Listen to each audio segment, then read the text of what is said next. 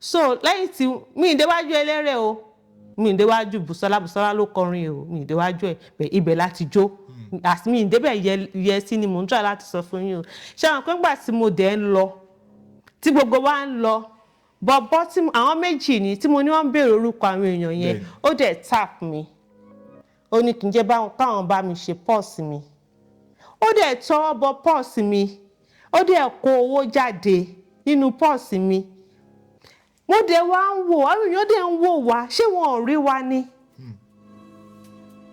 ẹni tó bá sọ pé ayé òsì ó ti kú wọn ò gbé sí ni òun tóun bá wo prógrámù yìí sí àwọn tó máa lọ ń gba orúkọ yẹn ó máa mọ̀ wọ́n.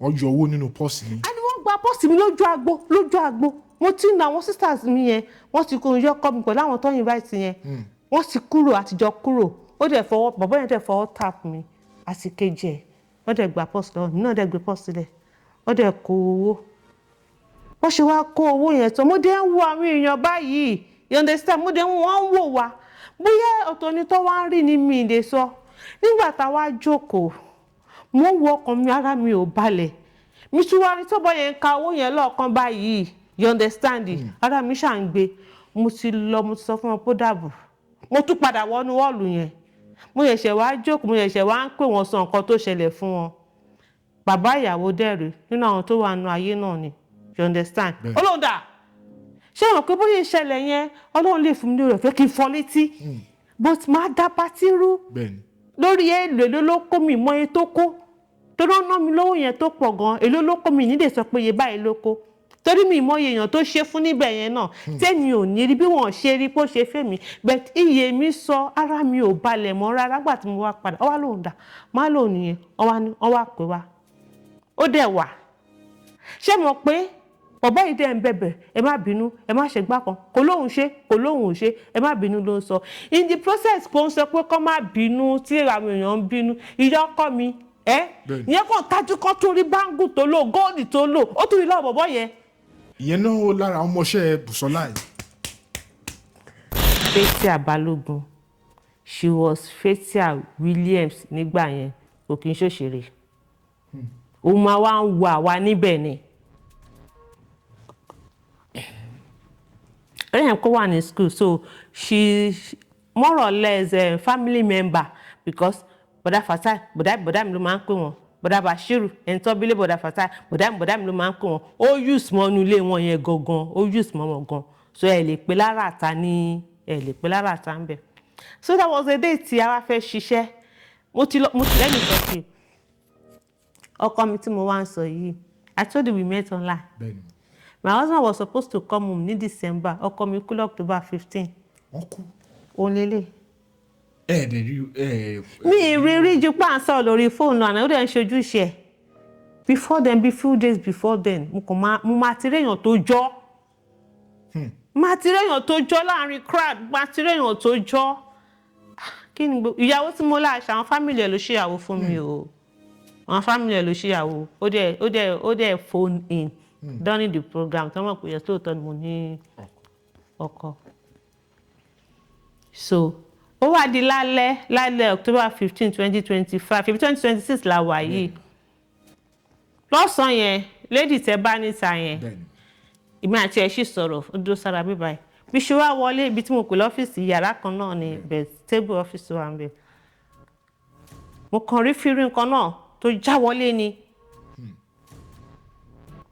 Kí n tó di nínú ilé mo fẹ́ lọ ra nǹkan ta ọ̀rẹ́ mi kan wá mi wá ó ń sọ̀rọ̀ pé bọ̀bọ́ kan fẹ́yàn kan wọ́n sọ pé ó kú mo ní nígbà wo ni.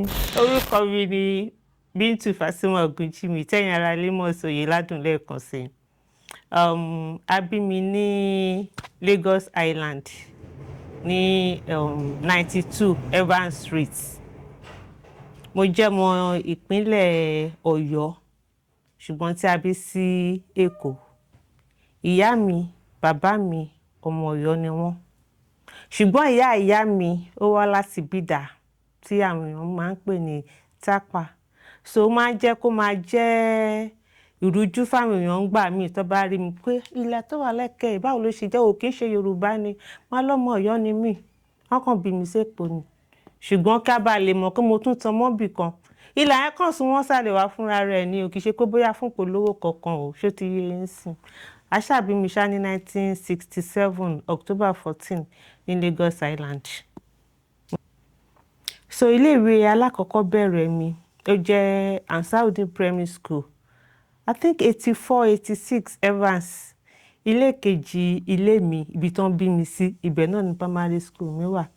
So ká wẹ̀ ká pàṣọ wọ̀ ká dẹ̀ ká wọ school ni.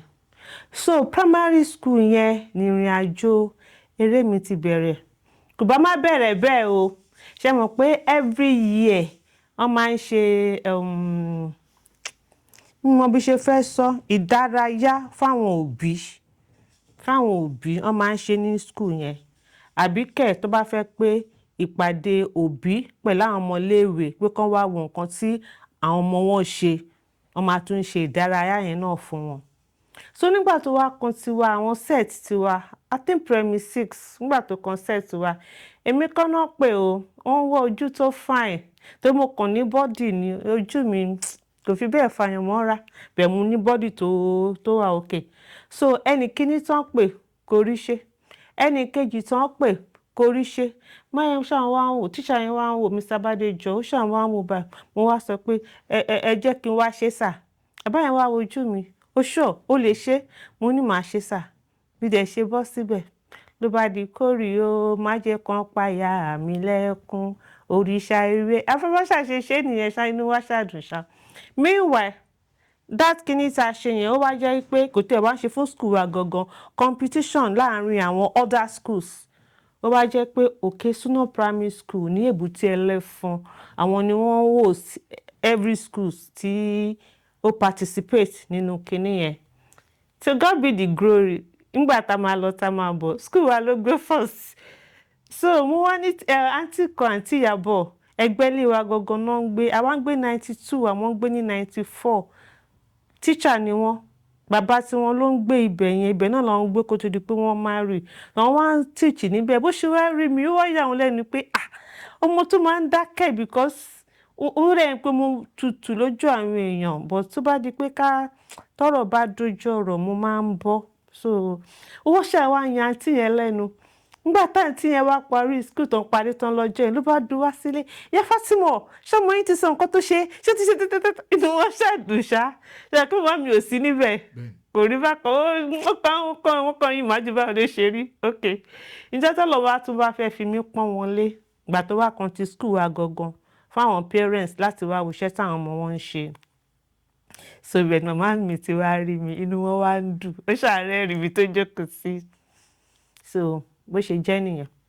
So after my primary school a wá lọ sí secondary school that is then kọ́lọ́mbà mi ṣe àforíjì fún Alhaji Lateef Jákàndé torí ká ní pé kò kí n ṣe ilé ẹ̀kọ́ ọ̀fẹ́ ni possibility wà pé mi má lè lọ o possibility ni mò ń sọ o kí n má lè lọ but with that free education tí a ní ní Lagos State nígbà yẹn ṣe mọ̀ pé ká ṣe common entrance àwọn tó dẹ̀ pass nínú wa so I think àwa ní second set orí ọ̀fẹ́ yẹn àwọn the first set wọ́n gbé wọn lọ sí Baptist Academy no mi ò rántí school màá rántí in the process bá ṣe ń sọ̀rọ̀ lọ Sandbox ṣáà ní school yẹn wá ṣá so màá tí mo wá gbé àwa tí mo wá concert tiwa ó wá jẹ́ Holy Child kò wá ń jẹ́ Holy Child wá jẹ́ Holy Child school 2 so nígbà yẹn wọ́n wá ń ṣe school 1 school 2 mọ̀ ṣe mọ̀ pé ìgbà yẹn aláàárọ̀ wà ọlọ́sàn wà so nígbà tó wá kan àwa yẹn wọ́n wá gbé wa lọ same tailor ló rán aṣọ Holy Child àti Girls Secondary Grammar School àwọn tó kó kúrò ní ọlọ́sàn Holy Child àwọn náà kó lọ sí Girls Secondary Grammar School so which is pé a bá àwọn seniors ní ibẹ̀ so Girls Secondary Grammar School yẹn lálùpọ̀n close Ìkòyí South West if not for free education irú mi ò lè lọ sí school yẹn sànà ìgbà tàdé wọlé ṣe mọ̀ pé kórì ó má jẹ́ kán pọ̀ ọmọ mi lẹ́kùn kinní kan òun la gbé kúrò ní primary school so nígbà tí mo wá wọ secondary school àwọn societies kan wà àti literary and debates MSS àti àwọn kinní kan ṣá wọ́n ṣàpé bí oríṣi mẹ́rin ṣá so I opted for Muslim Student Society So throughout my secondary school òun ni mo ṣe tí mo gbájúmọ́. A máa ń lọ represent school wa ní àwọn other schools fún Islamic quiz. Kíní kan a máa jó, a máa ṣe quiz, a máa béèrè nípa Quran lọ́wọ́ wa, gbogbo nǹkan kan bẹ́ẹ̀ yẹn. That was àwọn èèyàn tó wá mọ̀ mí mọ́ ìyá alásàlátù láti ibẹ̀. So mo jẹ́ school prefect too. I think I was labour prefect, yeah, ní school. Mi ṣe ọ̀mọ̀wé ṣùgbọ́n mi ò sí nínú àwọn olódo. So after my secondary school, I told my father pé mo fẹ́ proceed. Mo bóyá inú ń bí wọn ni, I wouldn't know, because my father wọ́n fẹ́ràn education gan. Though kí a tó parí secondary school náà ti fẹ́ fi mí sẹ́nu kọ́ṣẹ́ o. Fẹ́ kí n lọ kọ́ mechanic. Kẹlọ kọ́ mechanic. So àbúrò mi yá lọ kọ́, I think photography or something like that ṣá. You know, I told you, I said he was a taxi driver. Bẹ́ẹ̀ kí n bá lè máa súnmọ́ tó wọ́n ṣe. I wouldn't know. But for free education, so tọ́ra ọ̀nà máa ń gbé wa lọ sí school. Yeah. Ìgbà mí kẹ̀dẹ̀rí a máa lọ mọ́tò fúnra wa. So ó love education. Bí yẹn ṣe wá wáyé ni mi ò mọ̀. So then after my secondary school, fẹ́ lọ school ní ẹ̀ tí bá fẹ́ lọ wọ̀ náà lọ ṣiṣẹ́ kó dẹ̀ fi ránra ẹ lọ nǹkan kan bẹ́ẹ̀ yẹn. So ṣàkàn rí gbèrègbèrè ṣá. So níwájú ilé mi, mo kàn rí Aishat yẹn, a jọ lọ sí primary school ni, a jọ wọ secondary school ni, but she left nígbà tá a wà ní class 2, form 2, she left. So kò ń ṣe ẹni tí mo máa ń sábà rí, bẹ́ẹ̀ mo bá pàdé nínú eré. Meanwhile, mo ti fún àwọn because tí mi ò rántí o. That primary school, bàbá mi ní radiogram kan báyìí tí wọ́n máa ń gbé sílẹ̀ báyìí tó máa ń ṣí, tẹ́kẹ́ máa fi mi mọ̀ kíní tó máa ń kọrin yẹn, tẹ́ máa fi síbẹ̀ tó máa jábọ́. So almost gbogbo àwọn orin àtijọ́ yẹn, tẹ́ bá play àwọn Yusuf Ọlátúnjí nǹkan kan bẹ́ẹ̀ yẹn, màá bá yín kọ́ látòkè délẹ̀. So wọ́n interview ẹnìkan nínú Radio Lagos kọ́ ló ń jẹ́ ńgbà yẹn.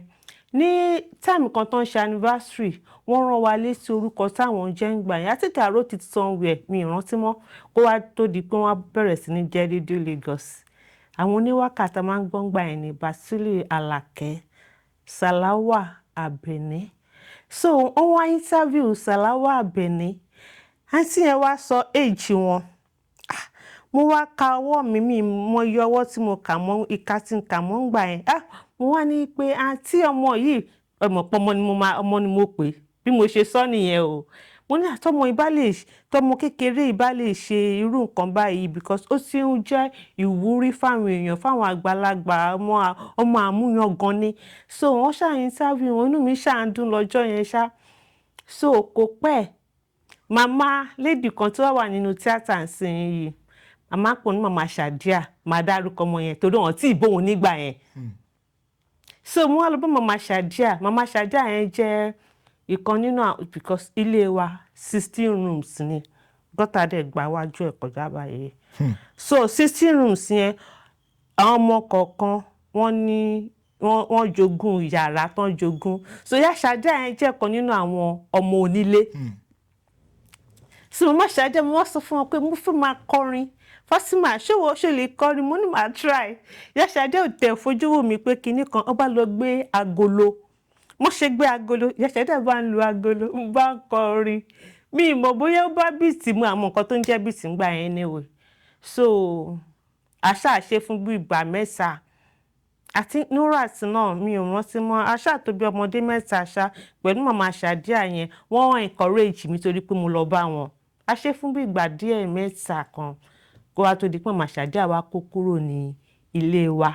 And that one came before èyí tí mo sọ pé mo lead the school wa. Ṣé ti yé yín ní ìyẹn ló kọ́kọ́ wá iye. So màá ṣe yẹn tí wọ́n ń pe àwọn kan tí wọ́n ò rí ṣe yẹn torí pé ó ti wá lára mi láti ṣe. Ṣé ti yé yín sìn? Òun ló jẹ́ kí ó rọrùn fún mi. So when I go to secondary school, mi ò yà sí mọ́ Islamic ni mo tẹra mọ́. So after the secondary school, back to Aishat yẹn, Aishat left while we were in Form 2. Yeah, Aishat Komolafe. So mo arira akira wa. Ibo ni wọ́n lọ ló bá lóun lọ fún Riaza. Riaza ó ní Riaza kíni ó ní mo ní bẹ́ẹ̀ ṣe bẹ́ẹ̀ ṣàtì ẹ̀ nítorí mo ti rí bí ẹ̀mejì kan nínú TV. Mo ná wọ́n ṣàtẹ̀sọ pé wọ́n ń ṣe tíátà. Bólẹ̀ tí ń ṣe ó ní Fàdèyí. Mi ò rántí bóyá mo cross Fàdèyí rí. I'm not sure, mi fẹ́ purọ́. So and then we went together. So bá ṣe wá débẹ̀ wọ́n rí àsì wọ́n fẹ́ ṣe production kan ṣé wọ́n pé mo ṣe WAEC mi ní June I think 1986 ni mo ṣe WAEC mi. So that 1986 náà ni mo bá Ìṣà lọ.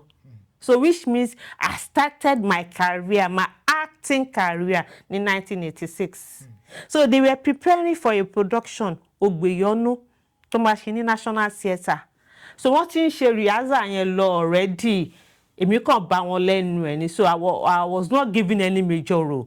Kíni ni mo ṣe àwọn èrò crowd scene ni mo ṣe. But a máa ń ṣe àwọn Riaza mi ọ̀gá mi rí lára mi pé mo ní potentials ní ara because first time mi ò tijú. Ẹ máa rò pé bóyá mo ti ń bá wọn ṣe tẹ́lẹ̀ ni. So along the line àǹtí mi kan wọ́n ṣiṣẹ́ ní Nam Merchant Bank. Àwọn ń gbé ní Agbójú. So wọ́n lọ́mọ kékeré kan tó ń tọ́ lọ́wọ́ Sawata jábìrì àbúrò wọn. Ó dẹ̀ pé weekend bóyá máa ń rotate tàbí nǹkan kan bẹ́ẹ̀. Mo dẹ̀ ti mọ time tó fẹ́ ṣe production yẹn. Wọ́n dẹ̀ mọ̀ pé mo gbé ẹ̀sìn sórí. Bí kò ṣe purọ́ fáǹtì mi yẹn nìyẹn pé wọ́n fẹ́ ṣe wòlímà ní ilé kéwú wa. Bó ṣe gbà mí láyé nìyẹn kí kúrò. Bí ìwà tí ń bá lọ síbẹ̀ tó bá di weekend ṣe pàǹtí mi máa ti wà nílé èmi máa padà sílé wa. So time tó bá padà sílé wa yẹn mo lọ fi ṣe Riaza. So throughout Monday to Friday yẹn kí n má bàa lọ rárá máa sọ fún wọn pé wọ́n fẹ́ ṣe wòlímà nílé kéwú àǹkankan bẹ́ẹ̀. So wọ́n fún mi láyè kí n lọ. So bó ṣe di pé mo concentrate lórí Riaza yẹn nìyẹn títí tá fi ṣe production yẹn. And that production took place in National Theatre October 19 and 20. Ó lè yẹn pé a parí production yẹn ni o àbí during that production mi ìrántí mọ́ a ṣáà ń bọ̀ òun léṣà lágbó pé wọ́n pàdé Légiwá. Ṣé mo mẹ́ni tó ń jẹ́ Légiwá ń gbà yẹn mi ò rántí. Mi rántí. Mo dẹ̀ máa ń ka newspapers gan. Possibility wà kí n rántí bẹ̀ nǹkan tí mi bá rántí dáadáa máa sọ pé mi ò rántí. So mi sure. Ṣé mo ìlú ṣáà dàrú gbogbo ẹ̀rí kúrú. So gbà tó di meanwhile that October 19 yẹn was my first time tí màá rí Papilu ẹ̀. Ṣé sì yẹ yín sí then àwọn òmòṣe kọ́nà papers yẹn jáde àwọn náà tún wá àwàdà kẹ́ríkẹ́rí yẹn bẹ́ẹ̀ wọ́n wá kọ àwàdà kẹ́ríkẹ́rí sí wọ́n kọ I think sponsored or kini kan by Mr. Adebayo Salami Ọ̀gá Bello. There publicity secretary I think I saw Papilu ẹ̀ nínú pamphlet tí wọ́n wá sí àgbà yẹn tó ń ya pictures àwọn àtàjọmọ group sí so bẹ́ẹ̀ mo ti wá rí gbogbo ẹ̀. Sẹ́sìn Papilu I was just smiling pé àwọn òṣèré rè. It was the first kini ọ̀gá mi gangan tó jẹ́ kóńkó sáré lékè Àjàó. Mi ti mọ̀ wọ́n ṣe àwọn pé mi ti ń rà wọ́n ní Riaza mi ti rí wọn lọ́jọ́ tí mo lọ gangan. Bẹ́ẹ̀ ní National Theatre pé èèyàn ń rí òṣèré gangan sí ojú.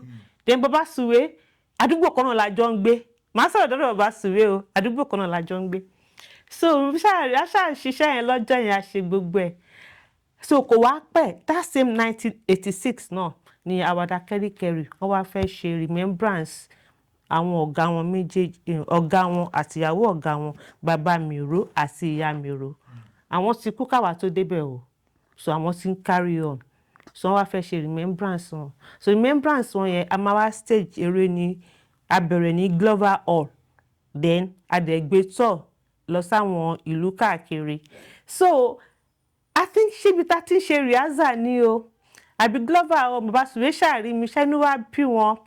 Fatimoh so wọ́n ní interest theatre o lè wá join wa ládùúgbò you know was just smiling. And láti ìgbà náà àdẹ̀wà àwa hook àwa di tẹ̀gbọ́n tàbúrò. Meanwhile kí n má gbàgbé nínú group yẹn nígbà tí mo wọ ibẹ̀ ṣé àwọn ọkùnrin máa ní interest síyàn kí n kọ̀ọ̀kan bẹ́ẹ̀ yẹn tó bá ní pé ọ̀gá ń fọmọṣẹ́ àbí ọmọṣẹ́ ń fẹ́ ra wọn nǹkan bẹ́ẹ̀ yẹn mo ní toaster méjì níbẹ̀ so mi ò gbà torí pé mo ní focus mi ò gbà.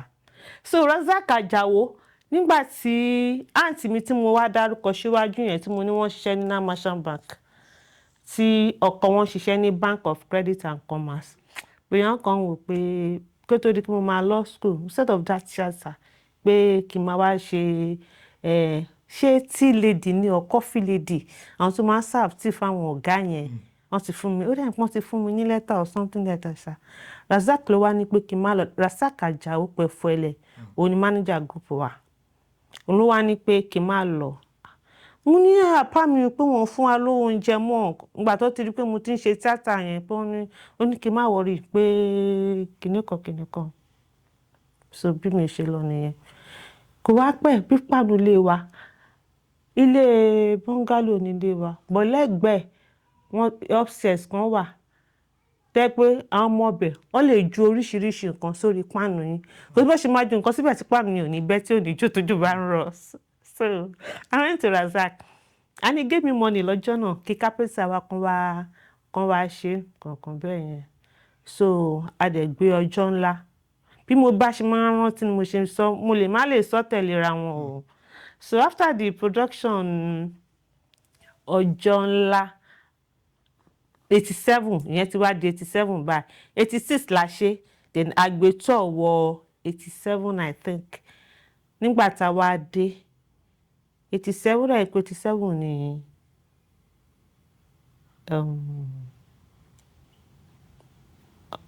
ọmọ òrukàn so torí wípé mo ti ṣe scene nurse kò yẹ yín sìn mo ṣe scene nurse pẹ̀lú mama Burayomi Ògúnmọ́lá and wọ́n heart ibẹ̀ yẹn èèyàn patient to sick so ṣé mo pa lára gbígbọ̀n bí ṣe wọlé n bá ṣàwójú gbogbo wọn tó bá ṣàbù sẹ́ni ṣá. So after táwa ṣe scene yẹn tán a wá lọ sí Ọbásanjọ́ fm wọ́n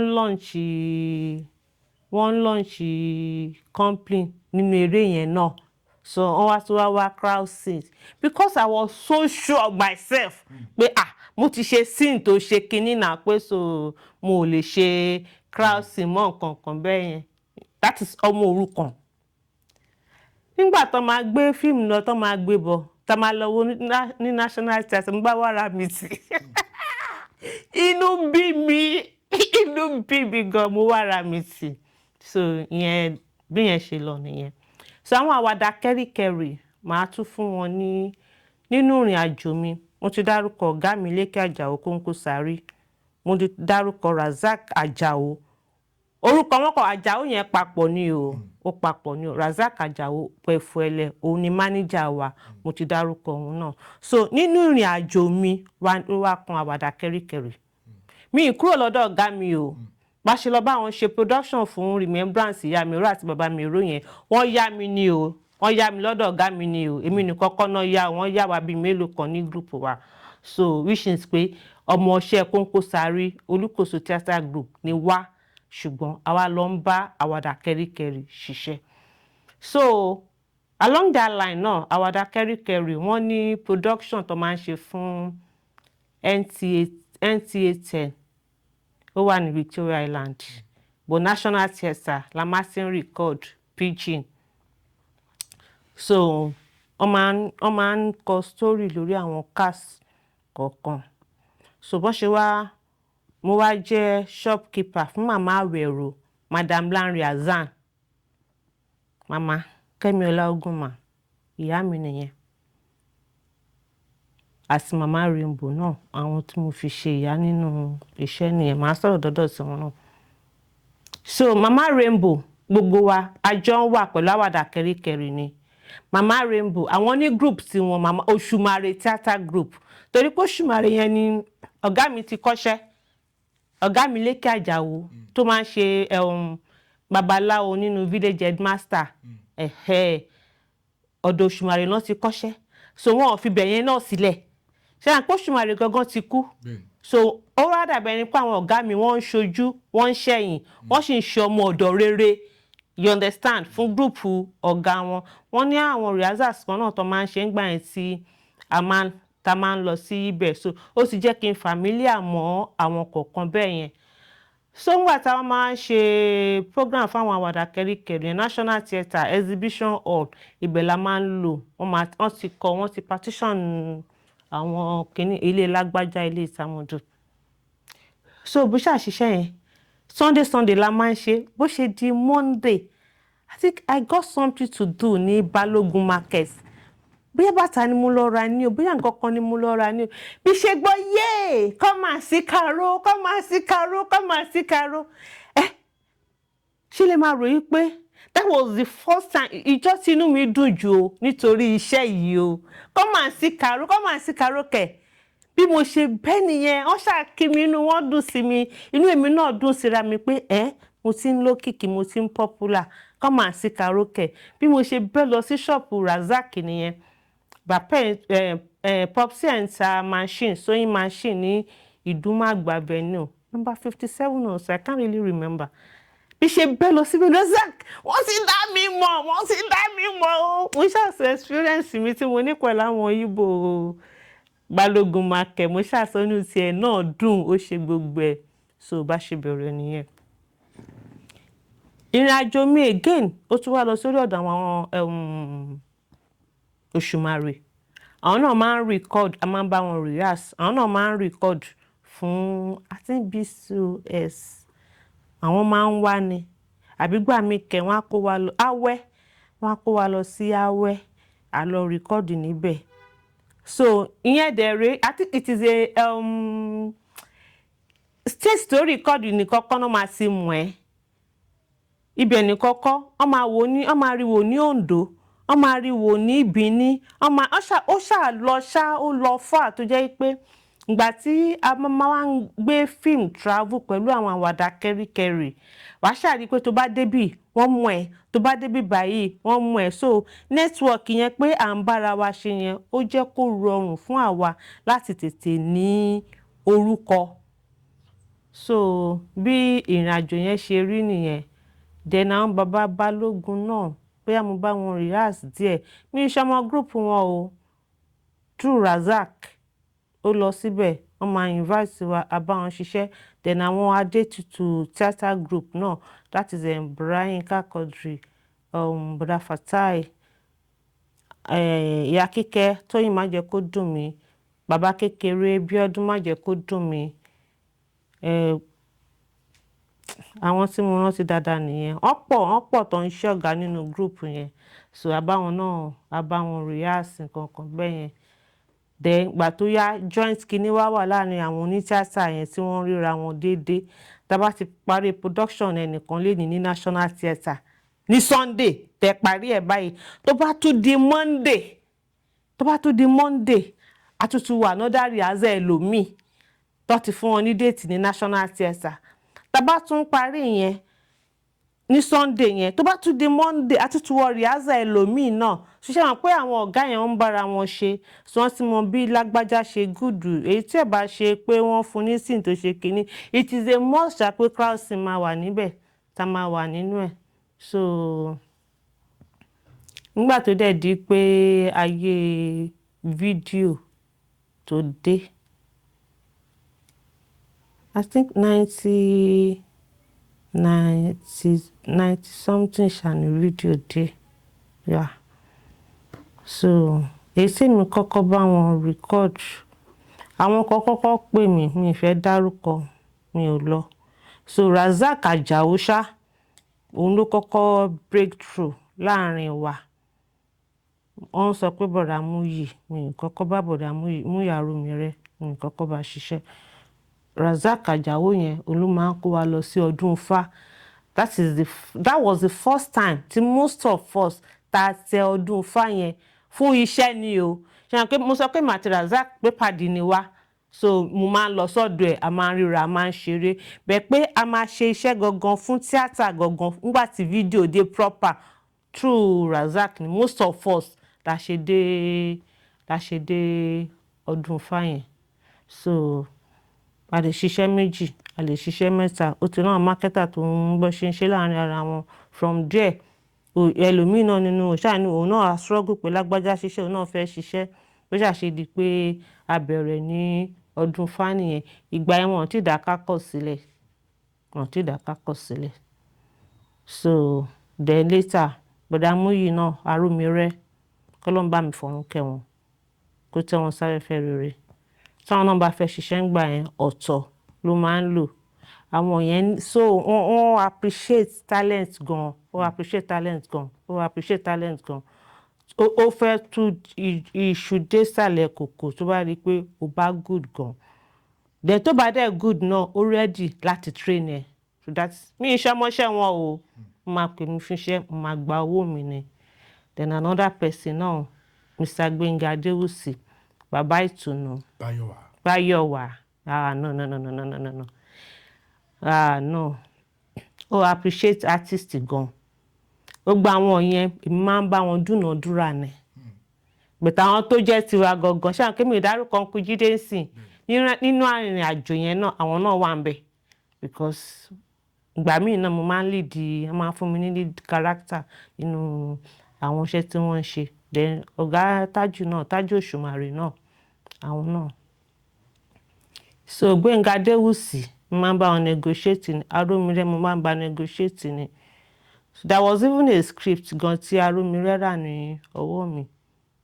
Ó kàn béèrè story yẹn lọ́wọ́ mi kan bẹ́ẹ̀ bóyá mo print ẹ̀ ṣá.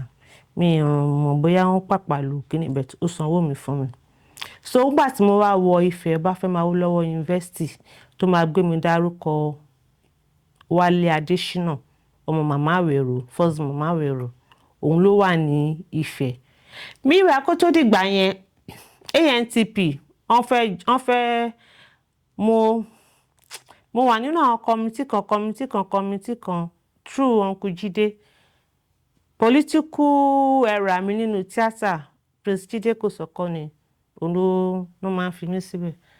So a wá ní course láti lọ sí Òṣogbo lọ́dọ̀ bàbá Oyin Adéjọbí. Yeah. So èèyàn kan wá lift mi.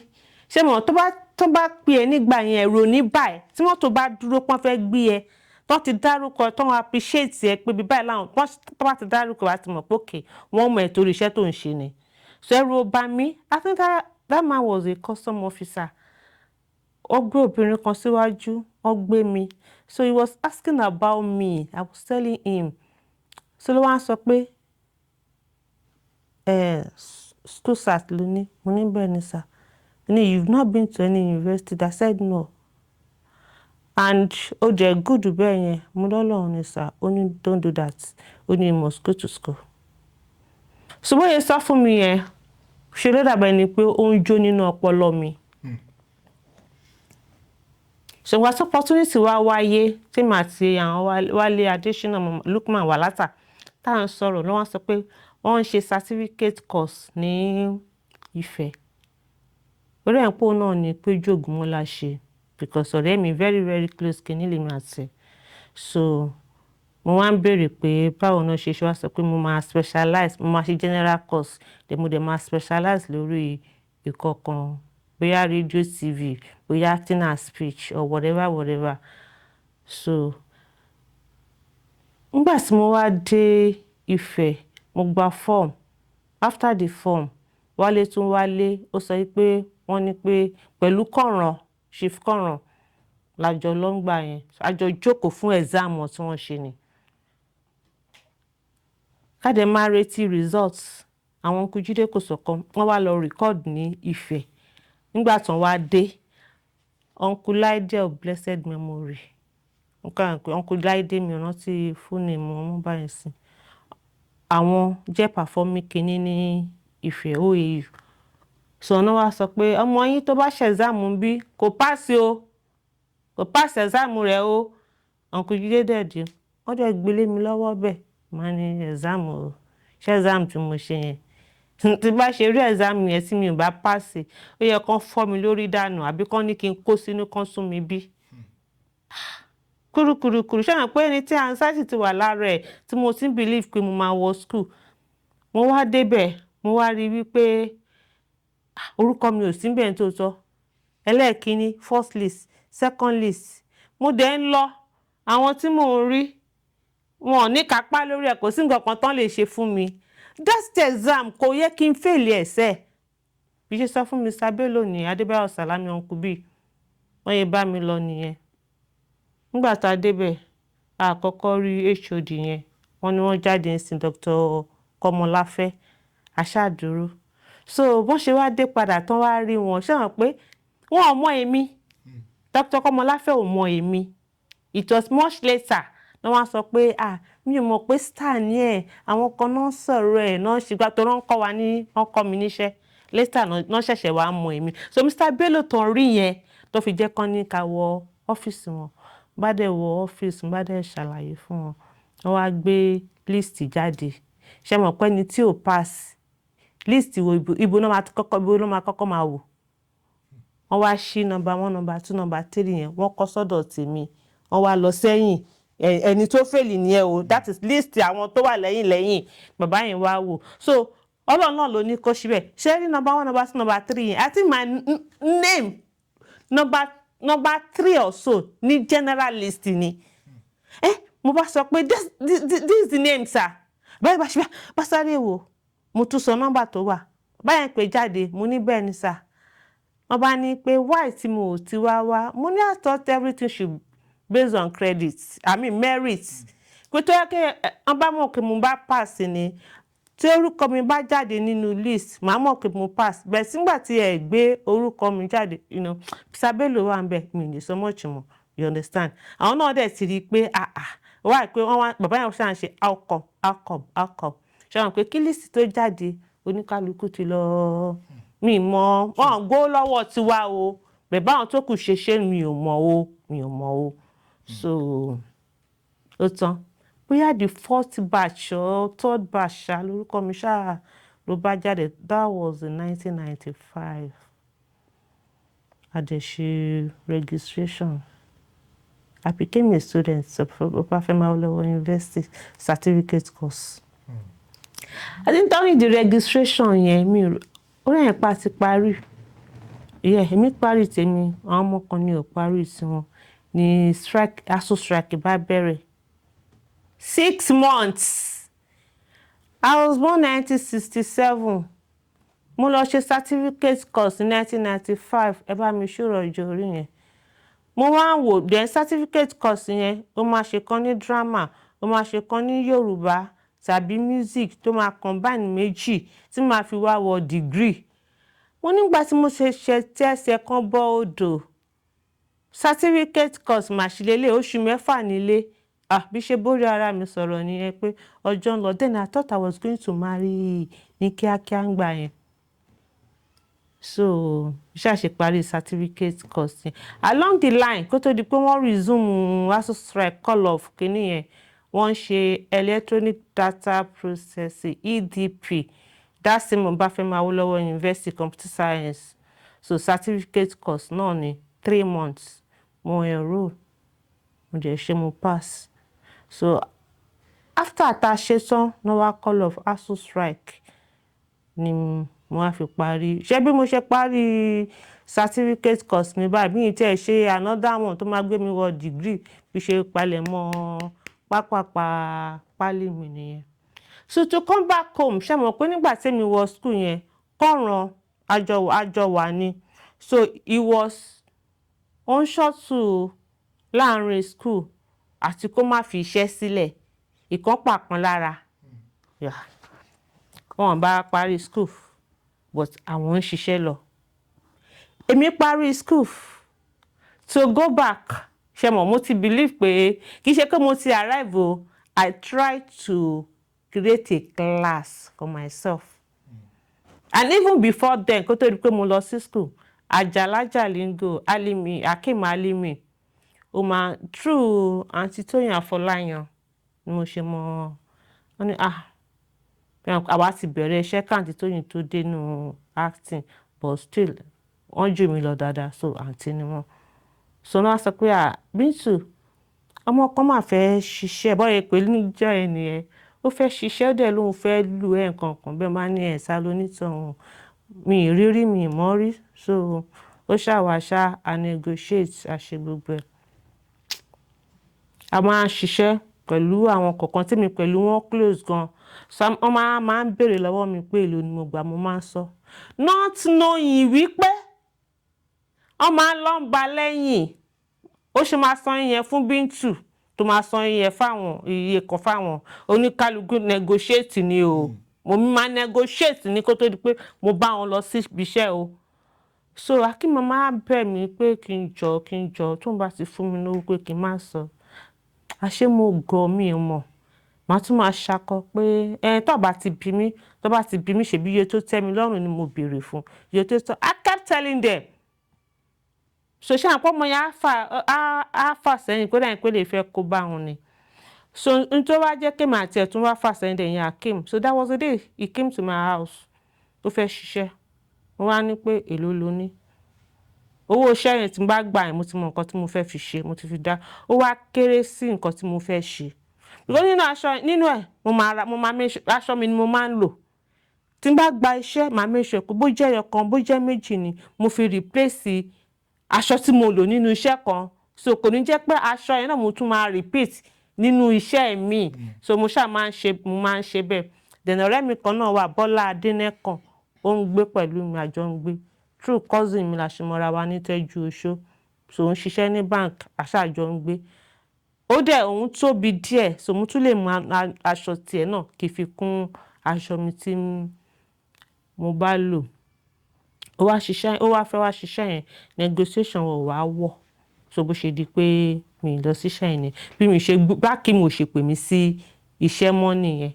So me I thought pé bọ́jà kan òwe bí ó lọ sí jìnnà báwo ni ẹgbẹgbẹ̀rún à lọ. Mi ì gbọ́. Mo ṣàkànrí pé iṣẹ́ ò really fi bẹ́ẹ̀ wọlé wá mọ́.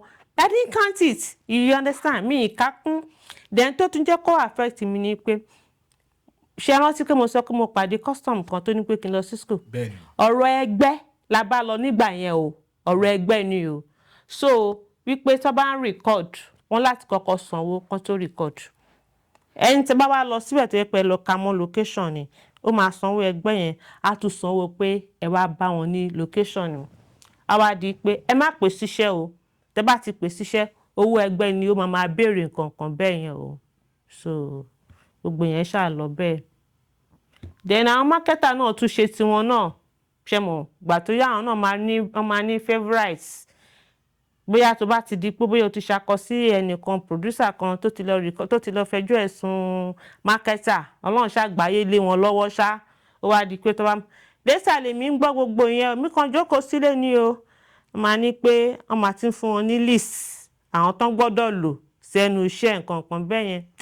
Ó kàn tí ẹ̀ sún mi ní iṣẹ́ tá à ń ṣe náà rè. Mi ìwà ilé tí mo gbé ní Ṣóbándé ní Àkọkà.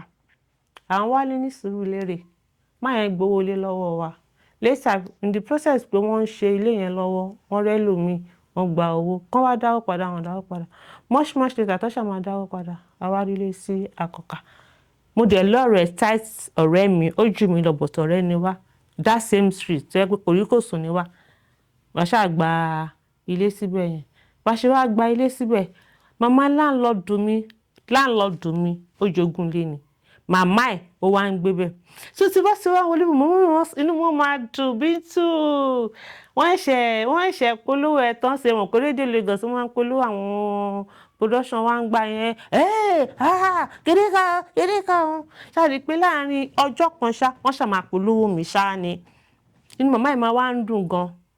Àwọn èèyàn rèé wọ́n ti trace ẹ wá sílé.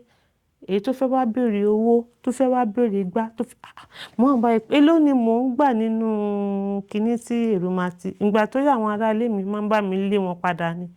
Máa ní ẹ má lé wọn padà. Máa mọ bí ṣe máa bá wọn sọ̀rọ̀ fún ara mi pé orúkọ lásán la ní owó ò tí dé nǹkan kan bẹ́ẹ̀ yẹn. Èsì bá lè fún ní tọrọ kọ́bọ̀ wọ́n á lọ.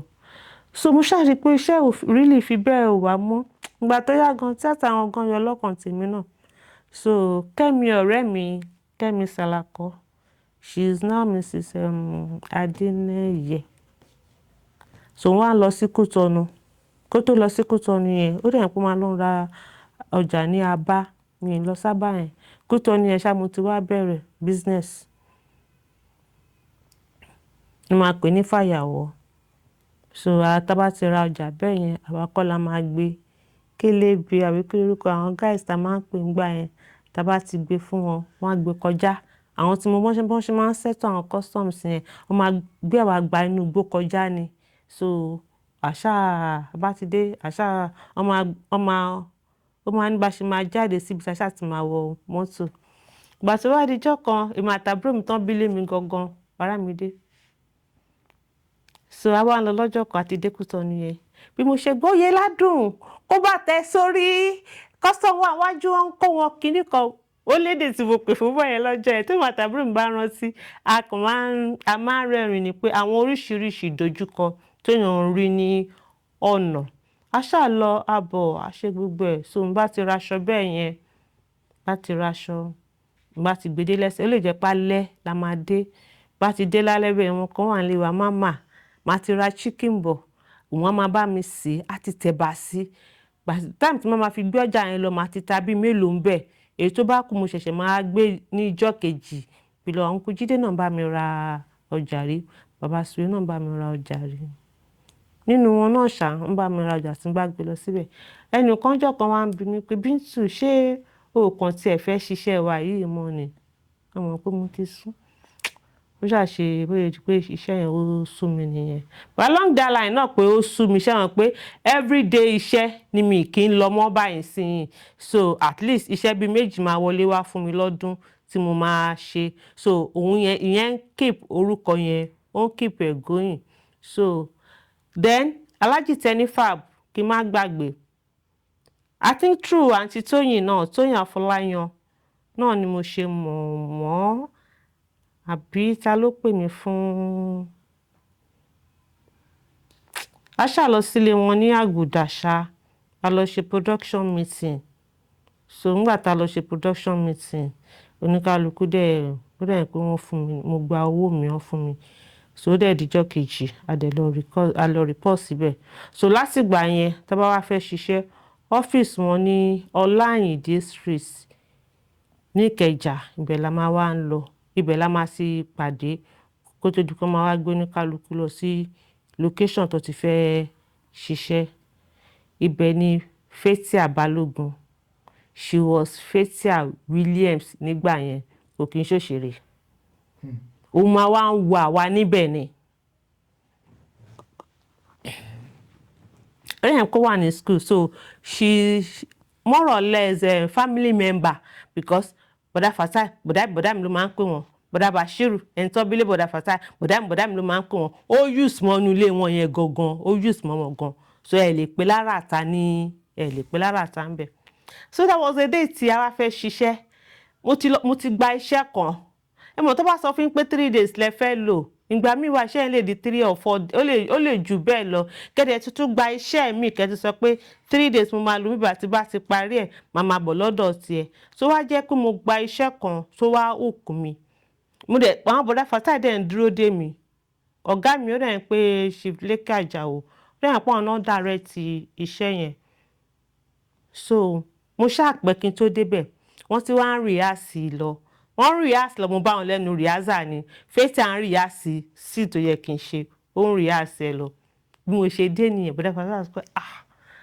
Bíntù dẹ̀ ti dé báyìí o and then she was doing it well ṣé àwọn kan bá yẹ sọ pé Bíntù ti dé yẹn yẹ kémi náà sọ pé mo ti dé o mo like nǹkan tí mo rí tó ṣe mo ní ẹ jẹ́ kó continue mi àwọn tó wà mẹ́ náà ti like nǹkan tó ṣe you understand but for fact pé mo dé pé mi náà fẹ́ fún nírò yẹn wọn mọ nǹkan tó fẹ́ ṣe wọn lè sọ pé kí n wá ṣe wọn lè ní pé okay ẹlòmíì tí ń ṣe wọn lè sọ bẹ́ẹ̀ fún mi èmi wá sọ pé ẹ jẹ́ kó máa ṣe lọ wọn ní kó máa ṣe lọ mo ní ẹ jẹ́ kó máa ṣe lọ and she did it ta ló pa chief lórúkọ eré yẹn so wá fún mi ní another role àti nǹkan fún mi ní church sin mo dẹ̀ gba owó iṣẹ́ tí mo fẹ́ ṣe gọgọgọgọgọgọgọ tí mo ti bá wọn negotiate tẹ́lẹ̀tẹ́lẹ̀ mo dẹ̀ gbà lọ́wọ́ wọn ní Ìkẹjà láti ṣiṣẹ́ yẹn bí dẹ̀ ṣe parí bá ìgbà yẹn kì í ṣe pé kò sí atrocities or whatever but ó fìyàn lọ́kàn balẹ̀ mo parí iṣẹ́ ní bóyá aago 2 or so 2 a.m. mo dẹ̀ bọ́ sísàlẹ̀ bí ta ti ṣiṣẹ́ mo dẹ̀ gbé taxi dẹ̀ gbé mi dé ilé mi lákọ̀ọ́kà. Ìlú so dáńgbà yẹn tẹ́ pé tí ó bá ti warrant pé ó máa sùn iṣẹ́ tí mo parí lẹ́sẹ̀kẹsẹ̀ tí mo dẹ̀ kúrò ń bẹ̀. So wọ́n wá interview Faithia lọ́jọ́ kan, èmi kọ́ ni mo gbọ́, sister mi ló gbọ́ pé wọ́n sọ pé ó ní pé mo disappoint wọn ni òun ṣe wá record wish to make iṣẹ́ as her first acting. You understand? Yeah. Iṣẹ́ yẹn dẹ̀ gbé, iṣẹ́ yẹn wà okay. Èmi gangan lè ṣe kó má lo kìkì bẹ́ẹ̀ yẹn. Iṣẹ́ yẹn wà okay, she did it and very well. So tá bá wá ríra ṣe mọ̀ bóyá ó máa fẹ́ ọ̀nà mi, you understand? So but there's another fear lójú ẹ̀ tí mo máa ń rí. Gbà tó bá ṣe àwọn current government tó wà ń bẹ̀ nsìn yìí ṣe mọ̀ pé ó wà lára àwọn campaign team. Then wọ́n dẹ̀ fáwọn náà láyè bóyá ìgbà tán nídìí èrò ní Kòròdú ń bí báyìí bí àǹtí Tinú Ayólẹ́sọ̀ ṣáà ló sọ fún mi ṣá tó bá sọ fáwọn kan wọ́n ṣáà include mi mọ́ nínú àwọn tó participate ni o kò kìí ṣe nínú àwọn committee wọn o. So I saw one thing in her face tí mi ò lè túmọ̀ mo wá ní pé èmi mo wá ó máa ń smile tó bá rí mi right mo wá ní pé òun fún ìpò bóyá mo dislike ẹ. You ask me pé kí ló dé tí mo ṣe béèrè bẹ́ẹ̀ pé bóyá torí pé bóyá sin tó yẹ kí n ṣe yẹn ó ṣe ó ti wá dolórúkọ ẹ mọ orú nǹkan bẹ́ẹ̀ yẹn bóyá ó ní pé mo ní o fún ìpò bóyá mo dislike ẹ mo ní mi ò dislike ẹ mo ní I love you and I love you very very much pàápàá náà mo ní but mo ní interview tó ṣe mo ní o sọ pé mo disappoint wọn mi ò disappoint wọn mo pẹ́ kí n tó dé ni ó lókè olóhùn akọ̀rẹ́tẹ̀. So lẹ́yìn ìgbà yẹn tí mo wá gbọ́ tó ṣe interview níbì kan ó wá sọ pé ẹnìkan ló yẹ kó ṣe róòlù yẹn you understand pé ẹnìkan ló yẹ kó ṣé àwọn pé the first one tó ṣe she mentioned my name bẹ́ẹ̀ mi ò gbọ́ èèyàn tó gbọ́ ló sọ fún mi ìyẹn ló jẹ́ kí n lè correct ẹ̀ kó sọ pé mo disappoint wọn mo pẹ́ kí n tó dé ni kò ṣé àwọn pọ́jọ́ yẹn ti pẹ́ kò rántí mọ́ bẹ́ẹ̀ mi tí nǹkan ṣẹlẹ̀ sí rántí you were even doing it I meant to during the rehearsal ni kì í ṣe pé bóyá kámẹ́rà ò tí ì rò rárá kọ́ and ten fabric Bintu máa ti dé nǹkan kan bẹ́ẹ̀ and I saw her rehearsing it she did it well ní ẹ jẹ́ kó máa ṣe lọ you understand ó ní òkè lóun akọ rẹ̀ ṣe so ó dẹ̀ ṣe interview mi ó dẹ̀ ní pé ẹnìkan so bó ṣe free láti ṣe nìyẹn so bí yẹn ṣe lọ nìyẹn. ẹ tún ṣàlàyé nǹkan kan fún wa sìn ẹ sọ̀rọ̀ nípa ti àwọn màmá wa Faithia Balogun bóyá Faithia Balogun ni bóyá Faithia Williams. Faithia Williams ló ń jẹ́ ńgbà yẹn but she is now Faithia Balogun on whatever she's Faithia Balogun to me. Okay ma ẹ dẹ̀ ṣàlàyé pé bẹ́ẹ̀ ṣe pàdé wọn iṣẹ́ tó yẹ kẹ́ ṣe. Kó tó dìgbà yẹn ló máa ń wá. Bẹ́ẹ̀ni. Tabala àwọn productions ọ̀dọ̀ àwọn Tenifab ó máa ń wá dáadáa gan. So gbà tó wá kan ta ló pa chief. Bẹ́ẹ̀ni. Which is iṣẹ́ tó máa kọ́kọ́ ṣe òun ni first iṣẹ́ tó máa kọ́kọ́ ṣe. Ó dẹ̀ gbé. Bẹ́ẹ̀ni. Bọ̀ ìbéèrè mi ni pé nígbà tí wọ́n kọ́kọ́ grant interview ẹ ní ẹ̀rí interview yẹn ìyẹn ló sọ fún mi. Well, she mentioned my name. Bẹ́ẹ̀ni ìyẹn ló fún ní audacity yẹn láti lè pè wọ́n pé nǹkan báyìí ẹ ní láti jẹ́ kó mọ̀ pé ẹ pẹ́ dé ni kò ń ṣe pé bóyá ẹ disappoint bẹ́ẹ̀ni wọ́n wá ní àwọn máa correct nǹkan yẹn nígbà tó máa correct ẹ̀yin lẹ tún bá nǹkan yẹn pàdé tí wọ́n sọ pé ẹnìkan mo fetí mi gbọ́ yẹn ni. mọ́mì gẹ́gẹ́ bí nǹkan tí wọ́n sọ ń jọ yẹn ṣé ẹ rí gẹ́gẹ́ bí pé ṣé kò ń ṣe pé ẹ̀mí ìgbéraga ló wù. no oníkálukú ló mọ nǹkan tó ń rò lọ́kàn. Maybe that's no. And they feel disrespected. No. Ṣé mi bá ń báyàn jà mo máa ń sọ so many things tá máa ń ṣe láàrin ara wa tí kò gbogbo ẹ̀kọ́ lèèyàn máa ń gbé wá sí orí afẹ́fẹ́. Bẹ́ẹ̀ kó sọ pé èèyàn kan nìyẹn. Ṣé bóun ló dárúkọ mi rí tí mi gbọ́? Àbí bẹ́ẹ̀ kọ́ téèyàn yẹ kó èèyàn ló sọ fún mi. Okay, àtẹ̀tù wá pàdé ní set before kí n tó correct ẹ̀ á pàdé ní set ó wá ń sọ̀rọ̀ pé òun gọ́gọ́ wá ń sọ fún mi pé òun ṣe interview.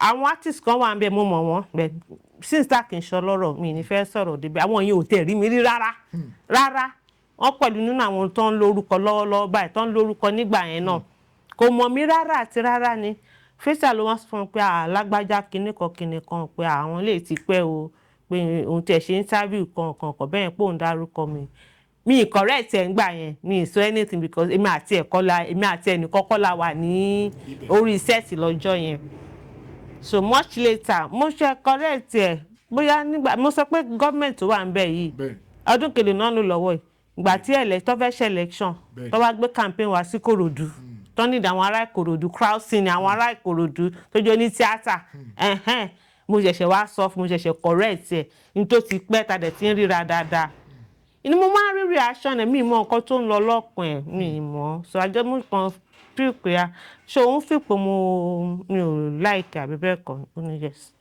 ní náà mo dẹ̀ correct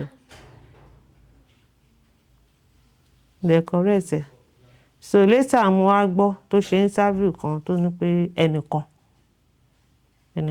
so àbí kẹ́nìkan dẹ̀ ti wáyé before kí n tó correct ẹ̀ but me anything against ẹ̀ mi ìfẹ́ ká wọn ṣọmọ bẹ́ẹ̀. ẹ ṣeun gan ma yes ma gẹ́gẹ́ bíi pé ẹ̀sùn kankan lẹ́kọ̀ọ́ ẹni èèyàn méjì ló toast ní nígbà tí ẹ̀ ń kọ́ṣẹ́ yìí tẹ̀dọ́dọ̀ àwọn ènìyàn màmá ṣé ẹni tẹ wá fẹ́ ṣé eléré orí ìtàgé náà ni wọ́n. ṣé ẹnì kínní tí mi sọ rí rárá ọ̀gá mi gangan Koko Zaria ṣé mo pé sábàárọ̀ ọmọ tó good wọn ò ní fẹ́ kó lọ you understand and know with respect wàláì tọ́lá títí tí ọ̀gá mi fi kú bàbá àtọmọ ni. ọ̀gá yìí kẹnu sí nígbà yẹn. bí mo ṣe débẹ̀ pàápàá ni mo ṣe débẹ̀ ni. wọ́n fẹ́ fẹ́ yín gẹ́gẹ́ bí ìyàwó sí. mi ì tiẹ̀ mọ̀ ṣebí nǹkan kan ló máa lead sí nǹkan kan bẹ̀tẹ̀ ọkùnrin ṣé wàá máa ṣiṣẹ́ ṣé o lè fẹ́ mi kò jù bẹ́ẹ̀ lọ mi ì lè fẹ́ yín sà. ṣé o gbà yà àwọn náà dẹ̀ ti níyàwó ńlé ńgbà yẹn. ìyàwó méjì ibi tá a máa ti náà ṣe rìhásà wọn ní Fàdèyí second wife wọn ló wà ń bẹ first wife wọn Mama Sule ìyẹn ló wà ní Ìwàyà so rìhásà Fàdèyí Ògúnròmbí street la máa ti náà ṣe rìhásà tó bá fẹ́ record Fàdèyí Ìwàyà níbi tí first wife wọn wà ibẹ̀ la máa ti lọ rí ìyẹn kọ́ ní ìjẹ́ kí n gbà ìnáwó ni mi ò kàn fẹ́ rárá ni ẹlẹ́ẹ̀kejì tí mi ì sọ rí bẹ́ẹ̀ tó ń fúnra rẹ̀ mọ̀ oní Razak Ajao máníjà wa yẹn náà bẹ́ẹ̀ ṣe àwọn àwọn ọkùnrin tó bá jẹ́ rìn máa ń mọ bó ṣe ń lé obìnrin bó ṣe ń ṣe gbẹ bẹ́ẹ̀ wà láì mo gbà mí ò gbà kò mú jàdá ní rárá instead yẹn gan ó tún wá jẹ́ ká tún close mọ́ ẹni tí mo wá gbà fún tí ò lérò yìí pé mo lè ṣakọ ṣẹ́wọ̀n because àwọn wà lójú ọjà olórúkọ gidi ni wọ́n àwọn fine babes làwọn tó ń lé wọn táwọn ń lé tán ń lé wọn náà wọ́n á pé ọmọ náà dandan wò là ń bá sọ̀rọ̀ sí ògbà yìí ọwọ́ aṣọ fọ́gà mi kọ́gà mi bá mi sọ̀rọ̀ ọ̀gá mi bá mi sọ̀rọ̀ wọ́n tún wá pe Razak náà pe Razak ṣé òun fẹ́ tọ̀rọ̀ rí closeness wá gan ṣé òun fẹ́ ọmọ yẹn ni Razak ní ó ti ẹ̀yà tó bá fẹ́ sọ pé kó gbà fún mi so mo tẹ̀lé èèyàn kan mi ì dẹ̀ fẹ́ ká sọ jù bẹ́ẹ̀ lọ bẹ́ẹ̀ àwọn kan ni mo fẹ́. àwọn kan lè fẹ́. mama ṣùgbọ́n wọ́n dúró sí mi gbọ̀nyìn àwọn kan ni mo fẹ́. nínú òjò nínú ẹ̀rùn ẹni tó yẹ kí n máa ṣàdúrà fún mi àwọn kan ni mo fẹ́. ẹ ṣeun gan mama lẹ́yìnjọ́ mẹ́ta bóyá bí àná bí ìjẹta la rí àwọn àǹtí wa yìí tí wọ́n jáde ẹ mọ̀ gbogbo ìgbà tá à ń sọ yìí bí Bisola Oke bó ṣe làmìlaka nílẹ̀ tó pé ẹlẹ́yẹlé wọn bá a la kò sẹ́ni tó bá gbọ́rin wọn bá a la tí ò ní jòsè tó wá jáde lẹ́nujọ́ mẹ́ta tó sọ pé ibi ń pa wọn tó sọ pé nǹkan ò lọ déédéé mọ́ ṣùgbọ́n nígbà tí wọ́n sọ̀rọ̀ ọ̀pọ̀lọpọ̀ àwọn èèyàn wá ń béèrè ni pé ṣé Bisola Oke ṣé gospel artist la máa pè é torí ọ̀pọ̀lọpọ̀ ní kò yé àwọn ní pé ọ̀nà tí Ọlọ́run fún wọn ní kò rìn níbẹ̀ ó bọ́ síbòmíì pé tó bá pé lóòtítọ́ àti lódodo ó ń kọ gospel lóòótọ́ ní pé Ọlọ́run ò ní ṣe kí ni kò ń fi àwọn èèyàn tiẹ̀ sílẹ̀ nígbà tí mo rí àwọn kọ́mẹ̀ntì yẹn wọ́n á gbà á. lórí social media bẹ́ẹ̀ni.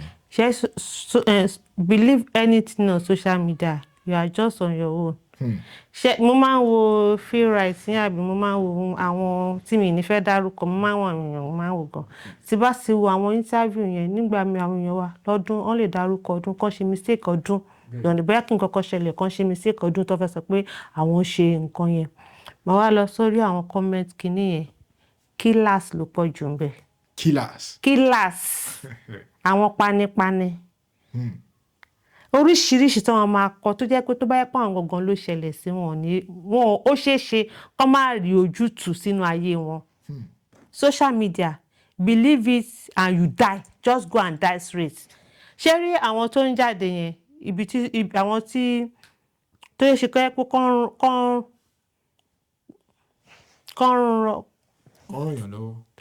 ràn wọ́n lọ́wọ́ you understand ó ṣe kọ́ ẹ pé kì í ṣe àwọn tó máa comment wọn ẹ̀ ní rí wọn need the comments.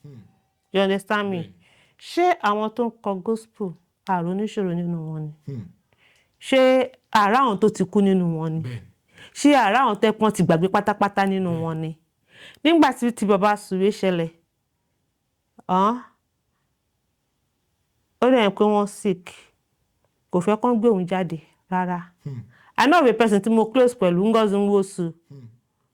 A kàn máa sọ̀rọ̀ lórí fóònù bí mo ṣe ń sọ̀rọ̀ fatafata ní Ngozi ṣe máa sọ̀rọ̀ fún yín ló ṣe máa bá yín sọ̀rọ̀ a sọ pé Bintu mo dẹ̀ sick o ṣẹ́jọ́ tí mo lọ wo Ngozi mo dẹ̀ ń ké mo dẹ̀ ń sunkún pé Ọlọ́run kò sígbà tó lè dé kò fẹ́ kó gbóhùn jáde rárá but she was forced to àwọn èèyàn ló wá jáde pé no ó dẹ̀ jáde Ọlọ́run jẹ́ kí ìrànlọ́wọ́ yọ kò kí ń ṣe gbogbo èèyàn ló ń jáde ló ń rírànlọ́wọ́.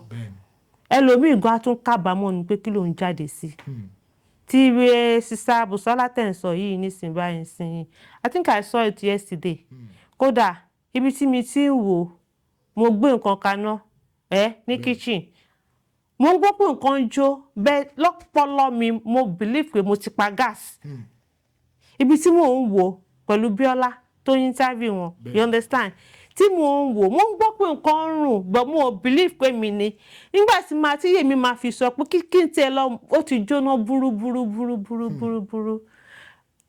tẹni tó dé la rí tẹni tó dé la rí if you are good today you might be called another name tomorrow and if you are bad yesterday you might be good today ó dé nìyẹn ìyẹn lé ẹni tó bá ní ròrí láfi mọ̀ pé Ọlọ́run ló máa jẹ́ Ọlọ́run ṣé gbọ́ pé aṣọ Ọlọ́run sáré ni àbẹ gbọ́ pé Ọlọ́run kúrè ni àbẹ gbọ́ pé wọ́n arrest Ọlọ́run rí there was a time nígbà tí mo wà ní tẹ́jú oṣó mo ta gan lọ́jọ́ mo ń ta tọ́kí mo ta gan lọ́jọ́ yẹn so mo kàn wọ́n wò pé jẹ́ kí n fọlá sinmi jẹ́ kí n sáré lọ ra nǹkan 5,000 naira péré mo dẹ̀ wọ jeans mo fi sápò lójú ara mi mo wá dé junction tẹ́jú oṣó wa tó lọ sí NTA yẹn tó máa fi lọ sí barracks báyìí tó máa fi lọ sí Yaba báyìí that junction ọkàn mi kàn ní pé kí n tọ́ bá kò mi dẹ̀ tọ́ bá kò mi dẹ̀ rówó yẹn bẹ̀ next time máa realize pé cousin mi kan rìn lẹ́yìn mi owó yẹn jábọ̀ olórówó yẹn kò dẹ̀ fún mi mo sun ọkùn tó ṣe é pé mo dẹ̀ sọ fọ́lọ́run mo wá gbà kó ti jókòó má sọ fọ́lọ́run wá pé ṣeré mo máa sùn àárọ̀ lọ́jọ́ yẹn ṣẹlẹ̀ gbogbo òun ọjọ́ yẹn mi ò kí rárá fọ́lọ́run wá pé mo fẹ́ sùn lálẹ́ mi ìrìn ẹ̀kọ́ jí mi lọ́la má jí mi ṣó ti gbọ́ bí ṣe ń bọ́ lọ́hùn sọ̀rọ̀ má jí mi pàtàkì láàárọ̀ ọjọ́ kejì tí mo tún jí mo kọ̀ rẹ́rìn mo náà tún jí mi ṣá ó tún fàánú ẹ̀ jí mi ṣá ṣé mi ti wá rí ju 5,000 yẹn lọ ni lẹ́yìn ìgbà yẹn ṣàdánwò mi ò ṣàdánwò ti bá mi dáadáa ni ṣé kí n lọ ṣe surgery ni tí mo rò pé wọ́n ti ṣe fún mi tán dẹ̀ close me back. mo ṣe ń bọ̀ wá bẹ̀rẹ̀. tán dẹ̀ close me back tílẹ̀ dẹ̀ mọ̀ tí mo dẹ̀ ń káwọn nurses yẹn tínú mi dẹ̀ ń dùn pé Bintu. What I went through nínú theatre yẹn gangan I don't want to go there it's going to be for another day you understand so lójijì jẹ́ kí n mọ̀ pé wọ́n ti ṣe fún mi náà ní ìpọ́n kan close mi padà ni when the bleeding was too much pé kí lè má kú sí àwọn lọ́rùn.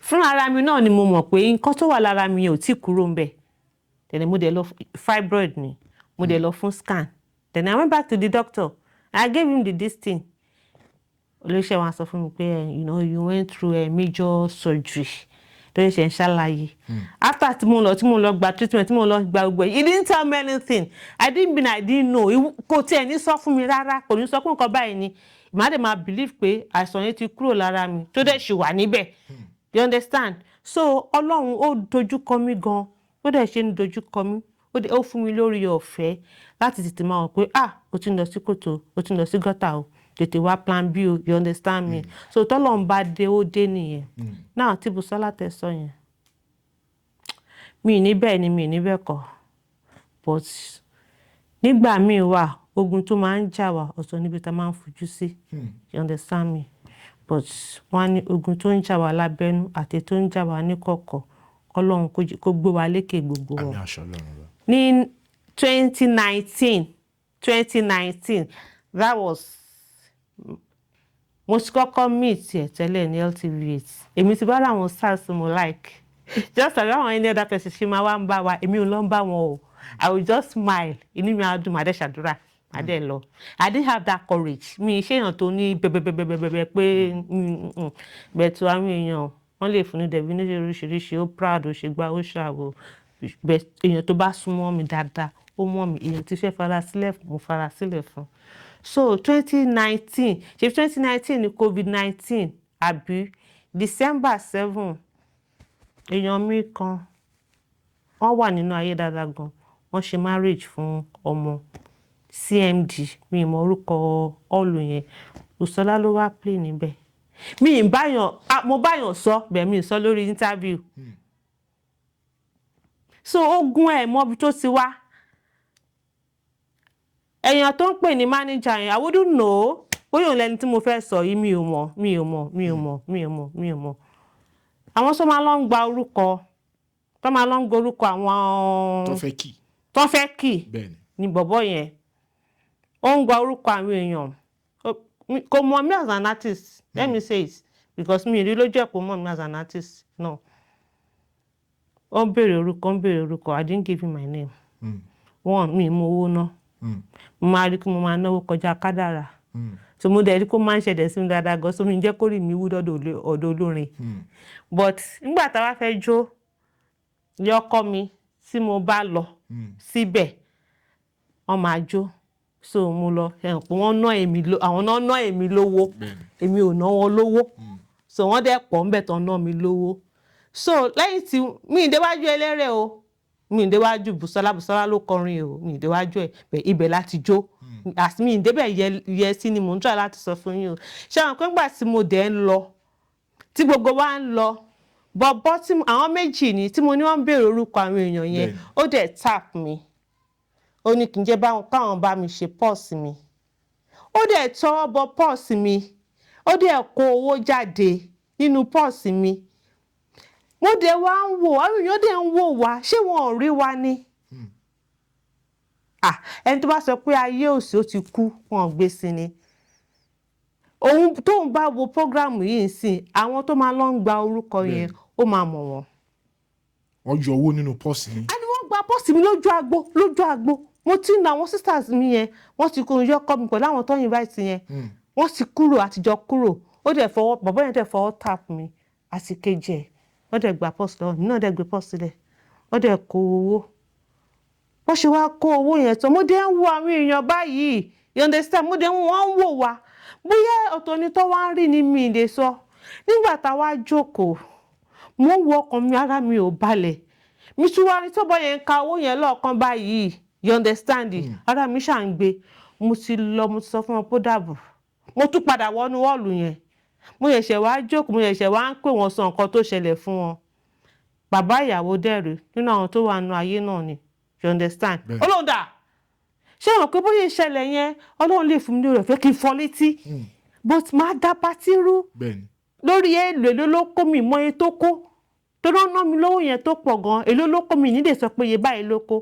torí mi mọ iye èèyàn tó ṣe fún níbẹ̀ yẹn náà tèmi ò ní rí bí wọ́n ṣe rí bó ṣe fẹ́ mi but iye mi sọ ara mi ò balẹ̀ mọ́ rárá gbà tí mo wá padà ọwá lòun dà má lòun nìyẹn ọwá pè wá ó dẹ̀ wà ṣé mo pé bàbá yìí dẹ̀ ń bẹ̀bẹ̀ ẹ má bínú ẹ má ṣe gbá kan kò lóhùn ṣe kò lóhùn ò ṣe ẹ má bínú ló ń sọ in the process kò ń sọ pé kó má bínú tí àwọn èèyàn ń bínú ìyá ọkọ mi ìyẹn kàn tájú kan tó rí báńgù tó lò góòlì tó lò ó tún rí lọ́wọ́ bọ̀bọ́ yẹn. ìyẹn náà lára ọmọọṣẹ́ Bùsọ́lá yìí. ló bá sọ pé báńgù mi rèé ló bá kọjú sí mi pé òun rò pé mi ni mo ní ìyẹn àǹtí yẹn bá béèrè pé ń gbọ́ ìwọ ló ní báńgù mo lé mi kọ́ iye wọn ò sọ mọ́ pé ó yọ lọ́wọ́ àwọn bó ṣe yọ kò sẹ́ni tó mọ̀ wọ́n kàn tajú kan rí lọ́wọ́ ẹ̀ náà ni wọ́n ṣàgbà báńgù yẹn ṣá nígbà tó wá dijọ́ sísítà mi tó wà ń bẹ̀ náà àṣà máa ń tajọ́ máa ń rojọ́ ni mo ṣáà ń sọ ó ní ṣe bẹ́ẹ̀ ti sọ́tẹ̀ gbogbo náà ló wà ń bẹ̀ náà rí nǹkan tó ṣẹlẹ̀ that is ìgbà tí wọ́n rí ilé nǹkan tó ṣẹlẹ̀ ni wọ́n mọ̀ tán rí pé wọ́n dábọ̀ bọ́ yẹn tán da dọ̀bálẹ̀ o tó ṣáà ń bẹ̀bẹ̀ ẹ máa gbé ní kinní kan ṣáà ń bẹ̀bẹ̀ ẹjọ́ kò lóhùn ṣe kò lóhùn ó ṣáà ń bẹ̀bẹ̀ ẹjọ́ ẹ ṣe kinní kan wọn ò dẹ̀ ní kọ́kọ́ owó mi fún mi. ibẹ̀ mo ti wá fura pé bàbá yìí tó ń ṣerú nǹkan báyìí ṣé kò ní máa ṣe sínú gúrùpù yẹn gangan ṣá.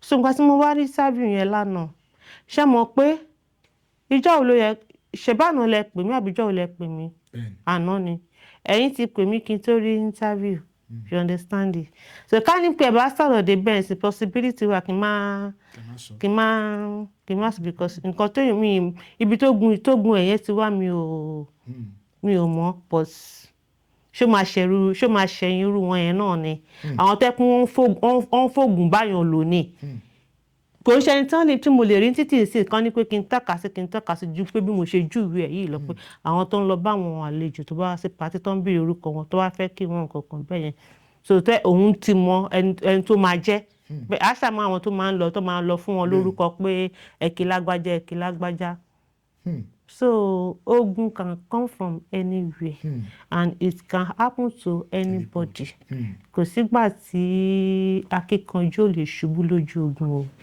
kò sẹ́ni tọ́lọ́run ò lè dé sí. màmá ẹ ṣe òun gan ma ó ní inú àwọn àgbà òṣèré kan náà tá a tún bá sọ̀rọ̀ ó ti pẹ́ díẹ̀ tá a ti bá wọn sọ̀rọ̀ nínú irú nǹkan tẹ́ là kọjá ìnáwó náà là kọjá orúkọ wọn jẹ́ Juliet Jatto. Bẹ́ẹ̀ ni nígbà tá a bá wọn sọ̀rọ̀ wọ́n fi yé wa pé àwọn náà ti fìgbà kan ní fibroid rẹ̀ pé nígbà táwọn ní fibroid ìlú òyìnbó Amẹ́ríkà làwọn tiẹ̀ lọ ní gbogbo gbà yẹn láti lọ ṣe nǹkan yìí ojú àwọn rí so many things nígbà wọ́n ṣàlàyé gbogbo àwọn nǹkan táwọn rí ṣùgbọ́n nǹkan tó jẹ́ kí n sọ nǹkan yìí ni pé ẹlòmíràn torí gbogbo nǹkan tí à ń ṣe lọ́jọ́ tuntun ni ọ̀pọ̀lọpọ̀ àwọn ènìyàn tó yẹ pé àwọn náà wà nínú làkọjá yẹn tó yẹ pé ẹlòmíì rò pé bóyá àwọn ti náwó bóyá òpin ayé dẹ̀ lọ́dẹ̀ ń dúró dè ṣùgbọ́n mo mọ̀ pé nǹkan tẹ́ bá wọn sọ lọ́jọ́ tuntun ni á tù wọ́n nínú ẹ fi yé wọn pé yes there is still hope for everybody in as much as téèyàn bá tí kù. màmá fún àwọn ọ̀dọ́ obìnrin tí wọ́n máa wo àwọn nǹkan tí à ń ṣe lọ́jọ́ tuntun ni báwo ni kí ni àwọn àpẹẹrẹ tí èèyàn lè rí tó máa fìlì lára ìyẹn tó bá jẹ́ obìnrin tó máa fi mọ̀ pé ṣé kò ń ṣe fibroid nìkan yìí irú àwọn àpẹẹrẹ wo lẹ́yìn rí gbogbo period yẹn kẹ́ tó conclude ni pé yes nǹkan yìí lẹ fẹ́ lọ ṣe kẹ́ tó lọ ṣe scan kó tó sọ fún mi pé fibroid. nǹkan tó ṣẹlẹ̀ ni pé while I was in primary school I repeated the class primary 4 so period mi primary 6 ló ti bá mi mi ì mọ anything mi sọ fún mi rí pé èèyàn ṣe nǹkan oṣù mi ìlẹ́gbọ̀n kan lómi níwájú mi lábúrò kankan mi ìyá mi gan tó bá ń ṣe mi mọ̀ mi ìrírí mi mọ̀ bóyá ń ṣe mi ìgbọ́ rí bóyá dẹ̀ kọ́ mi ní kíláàsì mi ìfojú sí tí mi fọkàn sí mi ì gbọ́ rí so kákédè ní aṣọ school wa màmá mi ló máa fọ̀ pàpá mi ló máa lọ̀ mo ní ádá méjì àbí mẹ́ta front road ẹ̀ mo máa ń jókòó sí ní primary 6 mi ì mọye wákàtí tí ẹ̀jẹ̀ yẹn ti dà lára mi tí mi ò mọ̀ ó dẹ̀ yẹn pé break time ni oníkálukú wá ń dìde àbí mo fẹ́ lọ ṣe nǹkan kan tíṣà wa ọkùnrin ni Mr. Bádéjọ òun ló wá rí mi ló wá pè mí kàkí yẹn ti gan-an kò dẹ̀ ṣàn lẹ́sẹ̀ mi kò ṣàn lára mi rárá mi ò mọ̀ pé nǹkan kan jáde lára mi ló wá ní kí n máa lọ sílé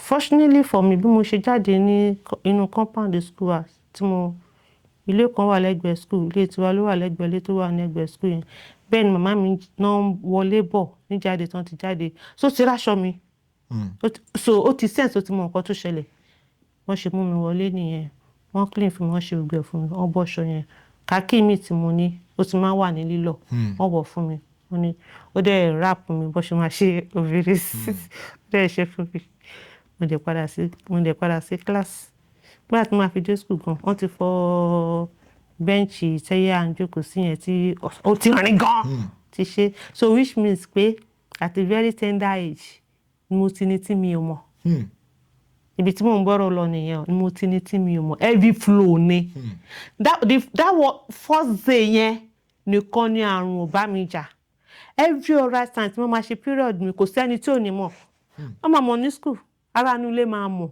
fẹ́mi kí ni law school gangan torí mi mọ báwọn ṣe ń fi déètì sórí nígbà kí n mọ̀ pé gbà báyìí mo máa rí tí n bá rí náà ni àfìgbà tí mo nínú tíátà wọ́n mọ̀ mi àfìgbà tí mo bá bì báyìí tí mo ti ká bọ̀ fún lára mi ló tún máa wálẹ̀ so nígbà tí mo dé secondary school náà the same thing náà ó repeat rẹ̀ so mi lọ ṣe scan náà mú mi lọ ṣe anything so much later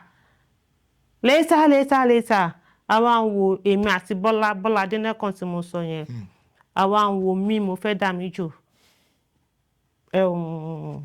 ní station tí mi ní dárúkọ so nǹkan tó máa ń ṣẹlẹ̀ sí ló máa ń sọ private kìíní personal life ẹ̀ ló máa fi ń ṣe program ó dẹ̀ máa ní àwọn in-house audience you understand tó wà address tó máa ń bá sọ̀rọ̀ so bó ṣe wá sọ pé kíní yẹn ń ṣe òun mo á sọ fún Bọ́lá pé bí lady ṣe ń sọ̀rọ̀ yìí pé ó má dàbí ẹni pé nǹkan ẹ̀ máa Bọ́lá ní ó jẹ́ gbẹ́nu orí burúkú òṣì ẹ̀ sàn tó bá fẹ́ kí n sàn tó bá bẹ́ẹ̀ bílí pé nǹkan tí mò ń sọ ò dáa ló máa ń lo láǹgì ó jẹ́ gbẹ́nu burúkú òṣì ẹ̀ sàn mo ṣáà ń sọ pé mo ṣọ́ nǹkan tí mò ń sọ so First Bank dẹ̀ lòun ti ń ṣiṣẹ́ ó ṣe ní ká lọ sí hospital tíbi iṣẹ́ ń lò nìyẹn wọ́n wá ní kí n ṣe scan mo wá ṣe scan wá di pé fibroid ni but ó ṣì kéré you understand pé kò ń ṣe nǹkan táwọn lè ṣe kó ṣì kéré gan bet root pé fibroid mo ní pé ó wà ń bẹ̀ mi mọ ní téèyàn jẹ ní téèyàn jẹ mi I was just taking mineral gbogbo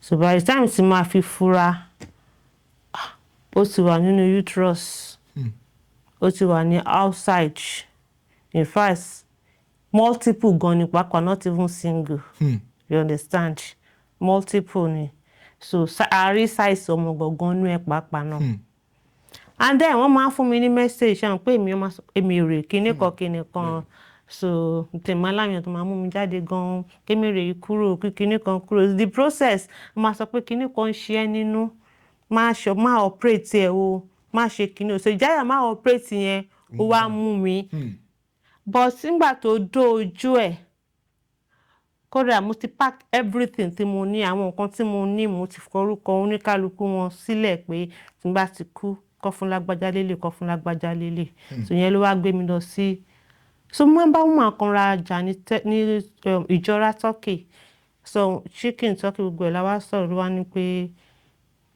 hospital Bọ́lá yẹn wọ́n sọ iye tí mo máa ná fún mi wọ́n kàn sọ fún mi pé kí n kọ́kọ́ mú iye báyìí wá pé tó bá wá parí ẹ̀ náà dé máa ní pé náà mi ò ní fẹ́ kán parí ẹ̀ kó má sówó lọ́wọ́ mi wọ́n máa bẹ̀bẹ̀ fún owó káàkiri pé I wouldn't want that àwọn náà dẹ̀ fẹ́ sọ fún mi pé iye báyìí ni so ló wá prompt tí mo fi wá lọ sí hospital nífẹ̀ẹ́ kí n dárúkọ náà lápapá tí woman yẹn ń lò mo fi wá lọ sí ibẹ̀ so ló wá sọ pé wọ́n máa gbé womb mi jáde ni mi ì tí ì bímọ ẹ lè gbé womb mi jáde ó ní kíní ìpọ̀ ó dẹ̀ tóbi but tóun bá débẹ̀ òun á try so with faith nígbà tí mo dẹ̀ lọ síbẹ̀ mo wá ní kí màmá mi wá pé tó bá dijọ́ kejì ìjókòó tí mo bá kú lọ́jọ́ yẹn tó bá dijọ́ kejì a wá gbókù ọmọ ẹ̀ so bẹ́ẹ̀ náà tí ń signal sí mi wọ́n á ní ẹ máa lọ pé wọ́n ní doctor fẹ́ rí mi pé kẹ́ máa bọ̀ lọ́la mo ti mọ̀ pé mo máa ṣe lọ́jọ́ yẹn so mo ti ra provisions dání mo ti mọ̀ pé mo ti wà nínú ward kan tó pè mí wá pé kí n máa bọ̀ nínú tíátà màámi ti lọ mo ti ní kó máa lọ so pàtó dẹ̀ di ijọ́ kejì tí mo jí mo believe pé wọ́n ti ṣe fún mi because epidural ni wọ́n fún mi abẹ́rẹ́ epidural wọ́n fún mi lẹ́yìn wọ́n fún mi dẹ́dí níbi kankan abẹ́rẹ́ yẹn ni wọ́n fún mi and it was on a Friday wọ́n dẹ̀ máa ń kírun níbẹ̀ hospital muslim ni wọ́n kírun níbẹ̀ christian lẹni tó ṣe kíyàn fún mi kì í ṣe pé torí kó jẹ́ christian mo kàn ń sọ ọ̀rọ̀ ni o wọ́n fún mi lábẹ́rẹ́ yẹn mo dẹ̀ ń pariwo mo ń ké gan mo dẹ̀ ń kírun lọ́wọ́ mo dẹ̀ ń ké gan so àwọn kèsì bí mi ṣe ní dárúkọ o ok òyìnbó kan wà tí n bá dárúkọ ọbẹ̀ ẹ máa mọ orúkọ hospital yẹn ẹ máa mọ ibi tí òyìnbó yẹn ti wá òbí yẹn lóye ṣe wá gba abẹ́rẹ́ yẹn lọ́wọ́ man tó jẹ́ Igbo tó jẹ́ Nigerian doctor tiwa yẹn ló wá gbà ṣe wọ́n máa jókòó bẹ́ẹ̀ ni pé òun wa ọ̀kadà ni ìfà ṣẹ́rí kí n kún gbà yẹn gangan bóyá kò bá bẹ́tà òun ló wá gba abẹ́rẹ́ yẹn ló wá ṣẹ̀ṣẹ̀ wá fi sẹ́yìn mi ṣùgbọ́n ṣe ń cut mi mo mọ̀ gbà tó wá di ijọ́ kejì àwọn nurses tó wá attend sí mi mo wá tí mo dẹ̀ rí wọn kán wà níbẹ̀ ní tíátà pẹ̀lú mi máa ń ṣọ́nṣà ti ṣe ní yes àṣepọ̀rọ̀ fórí ara ẹni so after kan tó discharge mo ti mọ̀ pé nǹkan kan ṣì ń ṣe mí lọ hospital yẹn after tó ń discharge wọ́n kàn ní pé má gbé nǹkan tó heavy nǹkan kan bẹ́ẹ̀ yẹn so ìgbà tí mo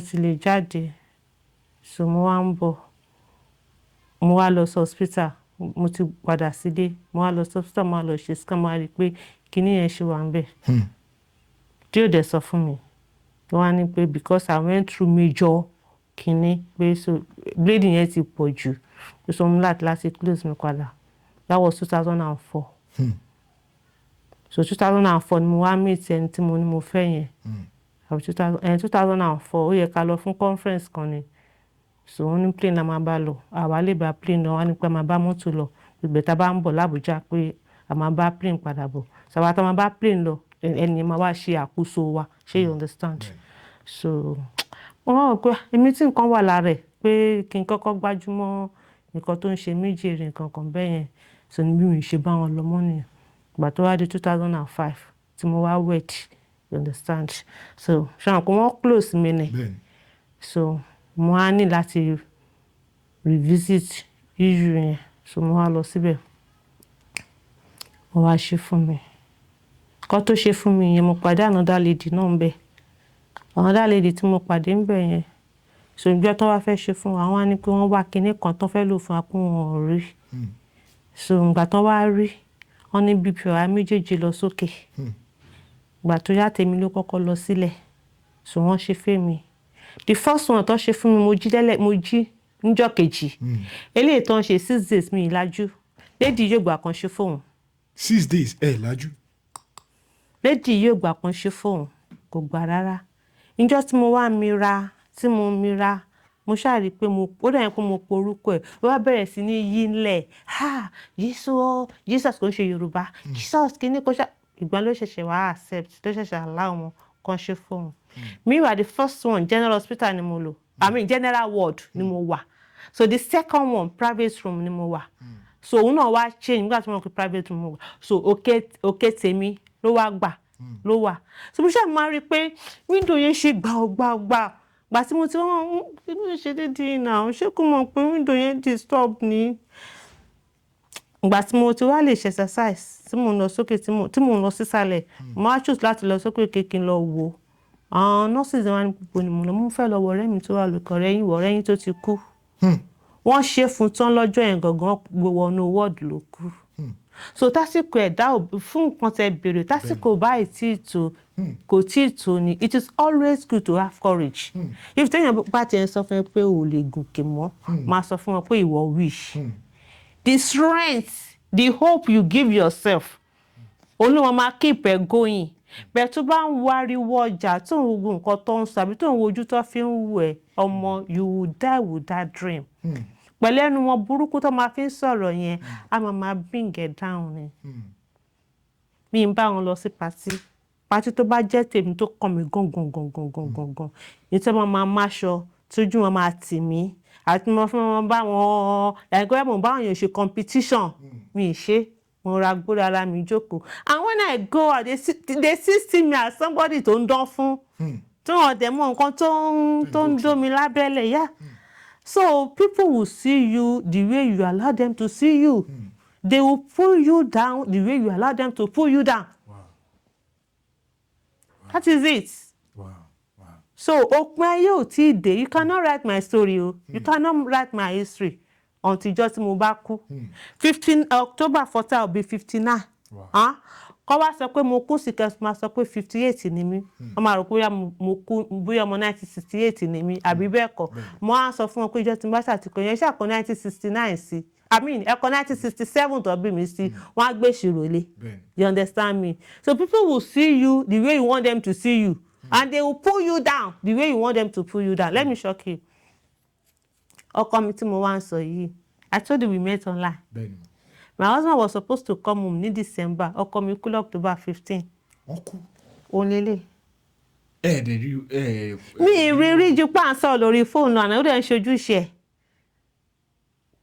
Rí wọn. Last year October 15, my birthday was October 14. And ó dẹ̀ send owó sí mi. Ọmọ àbúrò mi fẹ́ ṣe wedding. Ó wá ní pé Bintu pé kò sí much lọ́wọ́ mi o pé I will just give you token. And tó bá dìgbà báyìí èló tẹ̀ ló pé owó ilé ló sọ pé wọ́n sọ owó ilé dà sí mo dẹ̀ sọ fún èló ló ní dọ́là mo ní fi mí náà má ti sọ̀rọ̀ dọ́là sí pé dọ́là kó ń drop ni tó bá ti bèrè tó bá ti sọ fún ẹ̀ sìn yìí tó bá dìgbà yẹn dọ́là yẹn náà ló máa fẹ́ send mo ní jẹ́ kó dìgbà yẹn ó dẹ̀ fún mi lówó tó fẹ́ fún mi pé kí n fún àwọn oníyàwó October 15 Monday mo dẹ̀ lọ gbà my 12 p.m. ní 7 a.m. tiẹ̀. Oh, I don't want to cry and I'm not going to cry because I promised myself pé I'm young king, I'm not going to cry. So October 15 yẹn mo ti tètè jí kúrò nílé. Mo bá ti fẹ́ lọ gba Western Union bẹ́ẹ̀ máa tètè so kí n tètè gba nǹkan tí màá gbà kí n tètè kúrò. So mo ti wà ní bank mo dẹ̀ gba owó yẹn. Before then, be few days before then, mo máa ti réyàn tó jọ́. Máa ti réyàn tó jọ́ láàrin crowd, máa ti réyàn tó jọ́. Kí ni ìyàwó tí mo láṣà àwọn family ẹ̀ ló ṣèyàwó fún mi o. Àwọn family ẹ̀ ló ṣèyàwó. Ó dẹ̀ phone in during the program. Tí wọ́n mọ̀ pé yẹn lóòótọ́ ni mo ní ọkọ. So ó wá di lálẹ́ October 15, 2025, 2026 la wà yìí. Lọ́sàn-án yẹn, lady tẹ bá níta yẹn. Èmi àti ẹ̀ ṣì sọ̀rọ̀ ó dúró sára bíbáyìí. Bí ṣe wá wọlé ibi tí mo pè lọ́fíìsì yàrá kan náà ni table office wa ń bẹ. Mo kàn rí fírí nǹkan náà tó já wọlé ni. Kí n tó di nínú ilé, mo fẹ́ lọ ra nǹkan ta. Ọ̀rẹ́ mi kan wá mi wá. Ó ń sọ̀rọ̀ pé bọ̀bọ́ kan fẹ́yàn kan. Wọ́n sọ pé ó kú. Mo ní nígbà wo ni? Bóyá ó ní last week or so. Pé ọ̀pọ̀ yẹn dẹ̀ send ẹrù. Ó ṣe bí àkàn pọ́n ló l'accident tó kú. Wọ́n ṣáà ń sọ̀rọ̀ ẹbí à ń sọ̀rọ̀ gbogbo wọn kankan bẹ́ẹ̀ yẹn. Bàbá mi mo wá sí lọ. Mo sí lọ. Mo kàn wá ń ta ni mo fẹ́ lọ ṣe nǹkan kan.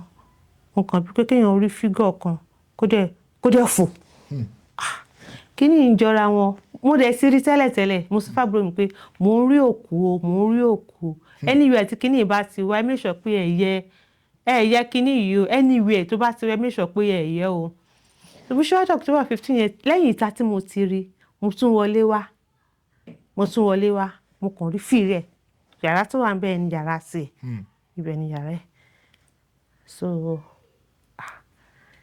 tí nǹkan bá dẹ̀ fẹ́ ṣẹlẹ̀, tí n bá sọ, mi ní lè máa sọ gbọ̀n ju pé nígbà tí Ọlọ́run bá ti fún mi ní orí ọ̀fẹ́ láti sọ lọ. So àwọn details tí mo wá ń rí yẹn wà ṣí mi lẹ́nu láti lè sọ. Ó kàn ṣe di lálẹ́ nìyẹn. Mi ní dárúkọ àǹtí ẹ̀ torí mi mọ̀ bóyá máa fẹ́ orúkọ wọn ní àwọn náà ọmọ ìgboro ni wọ́n. So bó kàn ṣe di lálẹ́ mo kàn yẹ pè mí nìyẹn pé Bintu ìgbà wo ló bá Rashid sọ̀rọ̀ last. Ìgbà mo bá Rashid sọ̀rọ̀ last. Mo náà sọ̀rọ̀ lánàá. Ìtọ́wá rẹ̀ ti tójọ́ mẹ́ta tó ti pẹ́lẹ̀ tó ti gbú rẹ̀ bẹ́ẹ̀ bóyá wọ́n ní information fún abẹ́fẹ́ béèrè nǹkan kan wọ́n lè ní torí máa ń pààrọ̀ nọ́mbà ni. Tó bá ti jí fóònù lọ báyìí kò ní lo nọ́mbà yẹn mọ́. but ó máa fi pè mí lẹ́sẹ̀kẹsẹ̀ pé Bintu, this is my new number. So tó bá ti try old number tán wọ́n wá pè mí pé wọ́n ti mọ̀ pé àwọn máa get. So bí ṣe bẹ̀rẹ̀ sí ní pé nọ́mbà ẹ̀ nìyẹn. Nọ́mbà bá ń ríngì nọ́mbà gbé. Orí mi wá pé ẹni tó béèrè ọ̀rọ̀ lọ́wọ́ mi èèyàn tó ti ké dáadáa ni now. Mi bẹ̀rẹ̀ sí ní pé nọ́mbà ẹ̀ ni mo pé nọ́mbà ẹ̀ wọn pick ẹ̀ mo fi ṣe pàǹsẹ̀ wà ní àǹtí mi máa ń pe àǹtí mi.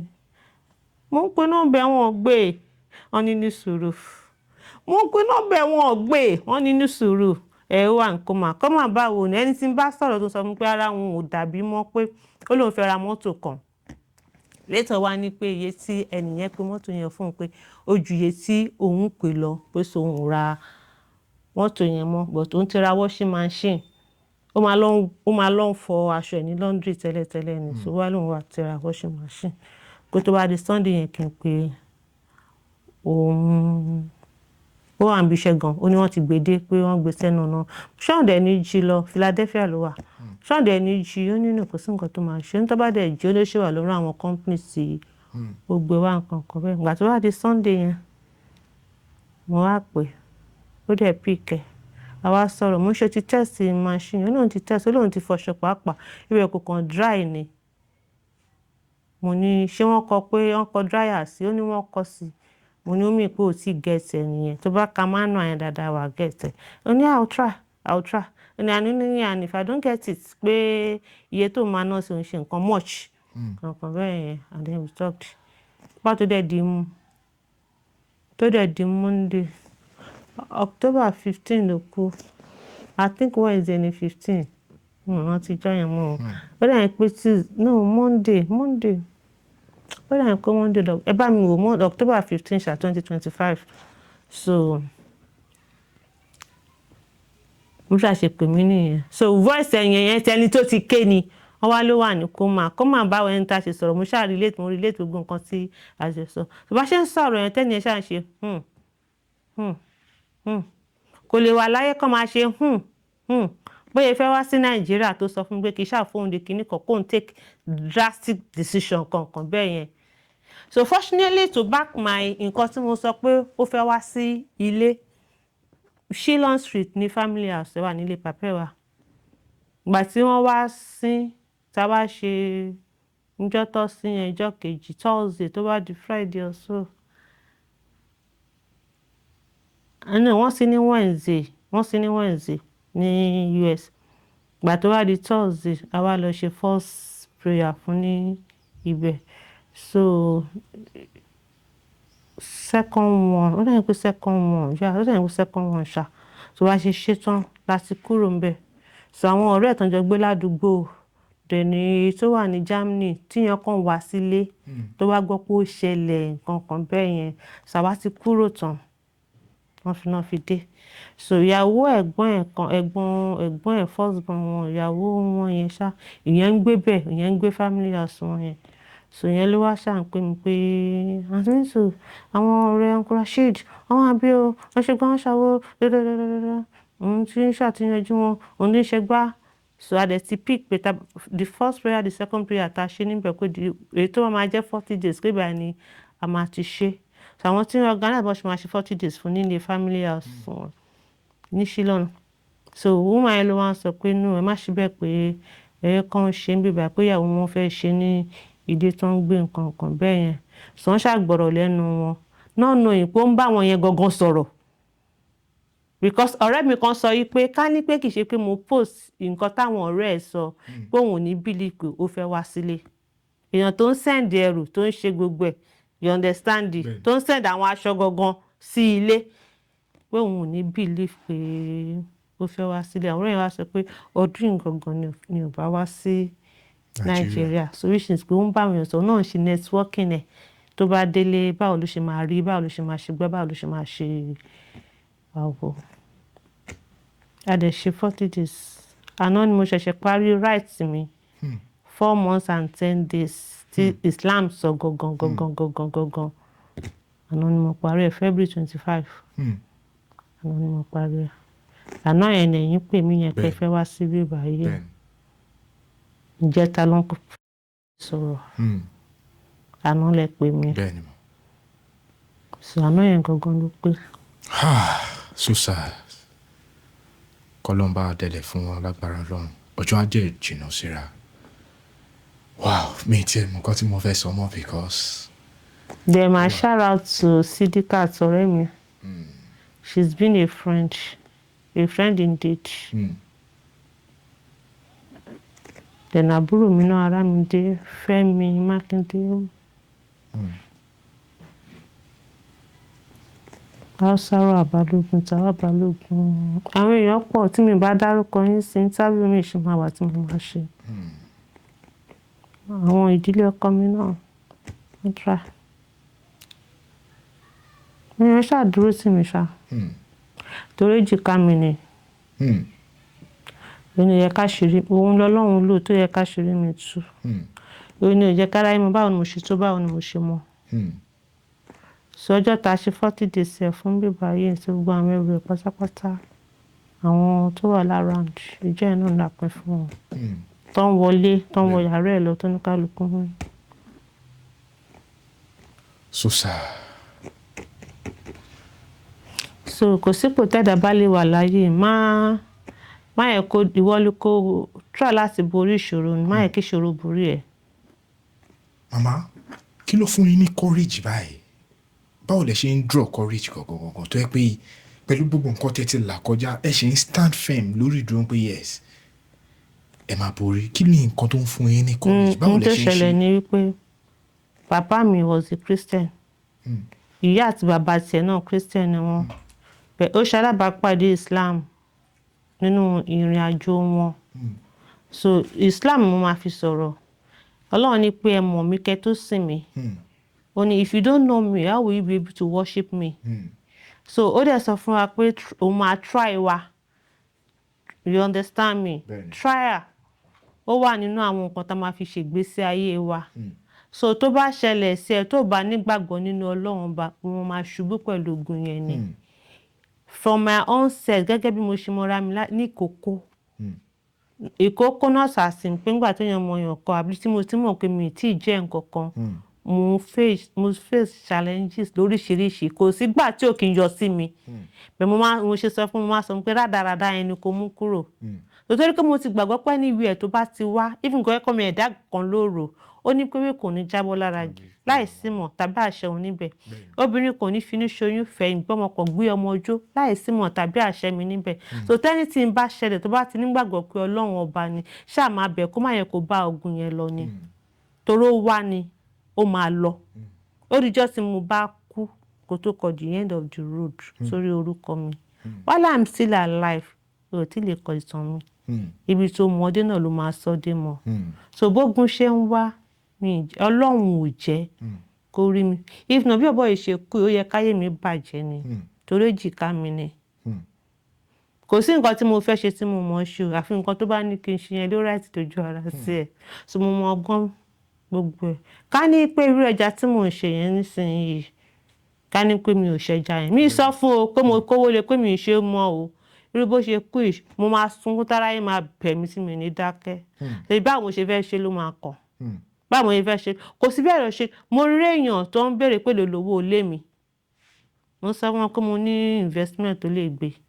Another person béèrè bẹ́ẹ̀ Sídí wá ń sọ fún mi pé ẹ̀yin ọ̀rẹ́ mi Àbẹ̀ní Adé pé òun láì bí mo ṣe ń sọ bẹ́ẹ̀ tó ẹkún bá fẹ́ yẹ̀kùn kan mo nínú kò bá mi débi kéèyàn sanwó ilé mi o. Bí wọ́n ti ń bẹ̀rẹ̀ sanwó ilé ẹ̀ mo ní rádaràdá tí ń ṣẹlẹ̀. You can give me money pé kí n fi kún business mi. Very good. You can give me money ipò heart project mi because mo ní project mo ń ṣe. Very good. Bẹ́ẹ̀ pé owó ilé mi fẹ́ bá mi sanwó ilé mi I'm not going to allow it. So mo ṣáà give àwọn instances ó dẹ̀ ń lókè ó ní òun understand kankan bẹ́ẹ̀. In the process kó yan wifi ìfà máa ń fàyàn lápò ya. Tó bá ní ìṣòro ẹni tó súnmọ́ ẹ tó jìnnà sí ẹ òun náà máa lo against ẹ. Náà máa lò láti bring ẹ down. Náà máa lò láti bring ẹ to nothing. But if you want to remain yourself, you want to remain firm, that dignity kò ṣe kó bá ti gbéraga kọ́. Dignity pé I want to maintain respect for myself even if you don't give me I want to earn it. A producer said ó fún ara ẹ̀ ní queen of talk show whatever. You understand? In Africa ó wá nígbà tó ń sọ pé òun á ń bẹ ọkàn dédé pé will people accept that lọ́kàn wá sọ fún òun pé o ní ìdí authentication àwọn èèyàn ó ní Michael Jackson fúnra rẹ̀ ní king of kinní kan ó ní he was accepted and that was what he was being called títí tó fi kú ó ní so if you choose to call yourself ní nǹkan báyìí náà gradually ó ní it will come title for you. You understand? So if you want people to respect you, ìṣòro ẹ̀yin má gbélé wọn lọ́wọ́. The moment tó ti ń gbélé wọn lọ́wọ́, ó ti ń jẹ́ kó máa define and redefine your life for you. That is it. Wow. Mama, nínú àwọn ìrìn àjò yín, torí Yorùbá ni gbogbo wa, nǹkan kan dẹ̀ common nínú àwa Yorùbá, mi mọ̀ bóyá ó wà nínú èdè mìíràn, ṣùgbọ́n nínú àwọn àgbàlagbà Yorùbá tí mo ti bá sọ̀rọ̀, àgàgà àwọn tó yẹ pé wọ́n ṣe irú àwọn iṣẹ́ tí ẹ̀ ń ṣe wọ́n máa ń sọ kọ̀kọ̀ tó common torí nígbà tí mo wo interview kan tí wọ́n ṣe fún Òkè Mẹ́sì kọ́lọ́run ọba kó bá wa tẹ̀ wọ́n sí Òkè Mẹ́sì sàn kankan wọ́n ní ọfà tó bá wọn rẹ̀ ọfà ńlá ni o wọ́n tẹnu mọ́ wọ́n fi ṣán sí màmá nínú ìrìn àjò yín bóyá ó yàtọ̀ sí nínú eré orí ìtàgé o bóyá ní personal life fún yín mà ǹjẹ́ tí ever encounter nǹkan tó jẹ mọ́ bíi ọfà àbí spiritual attack rẹ̀. wọ́n ní ìyà tó ń jẹ ọ́ òṣì tó ń ta ọ́ àti kinní kan òkè ìṣòro tó dàbí àpáta ìlú Ìdànrè níwájú rẹ̀ Ọlọ́run ò mọwọ́ mẹsẹ̀ ó dá ọ pé yẹ ilé rẹ̀ wò náà o kó tó lọ rèé wò ta bàbá Gébú ló kọrin yẹn wọ́n ní ìyà tó ń jẹ ọ́ òṣì tó ń ta ọ́ wọ́n ní kò yẹ ilé ẹ̀ wò àbí bẹ́ẹ̀ kọ́ ni ó lè má jẹ́ ilé ó lè má jẹ́ ìta ó lè jẹ́ bí kan bẹ́ẹ̀ gbogbo ẹ̀ lọ àti àpẹta ni àti whatever ni ó máa padà sórí tí mo ti sọ lákọ̀ọ́kọ́ tẹ́lẹ̀tẹ́lẹ̀ ṣọ́lọ́run ò mọ̀ sí ni so mi ò lè sọ pé èmi rí kankan o but gbogbo ogun èyí tí ìwọ̀nba tí mo sọ sílẹ̀ yìí ogun ni ìwọ̀nba tí mo sọ sílẹ̀ bí mo ṣe lè sọ tí mo lè ṣe ẹni róbó tó sọ ogun ni so ibi tó ti wá mi ò mọ̀ yàtọ̀ sí fibroid oríṣiríṣi pọ̀ gbogbo ẹ̀kọ́ lèèyàn ń gbé sórí afẹ́fẹ́ bẹ́ẹ̀ tó bá ṣáàdé kéèyàn dúró torí èèyàn máa ń jagun síwájú ogun wo lèèyàn ń jà ní pé kéèyàn di rọ̀ mọ́ Ọlọ́run kó mọ Ọlọ́run tó ń sìn that is it. ẹ ṣeun gan màmá màmá inú àwẹ̀ Ramadan la wà báyìí tá a dẹ̀ rí pé ẹ̀ ń gbàwẹ̀ lọ́wọ́lọ́wọ́ mo ti máa ń gbọ́ tí àwọn mùsùlùmí kọ̀ọ̀kan tí wọ́n máa ń sàn kọ̀ọ̀kan àgàgà àwọn tó yẹ pé wọ́n jẹ́ bí àlùfáà mo ti bá wọn pàdé wọ́n máa ń sọ pé kò lẹ́tọ̀ọ́ sí èèyàn tó jẹ́ mùsùlùmí kó máa kọrin kó fi iṣẹ́ orin láti fi iṣẹ́ ṣe wọ́n ní kò tọ́ súnà màmá ṣé lóòótọ́ nìkan.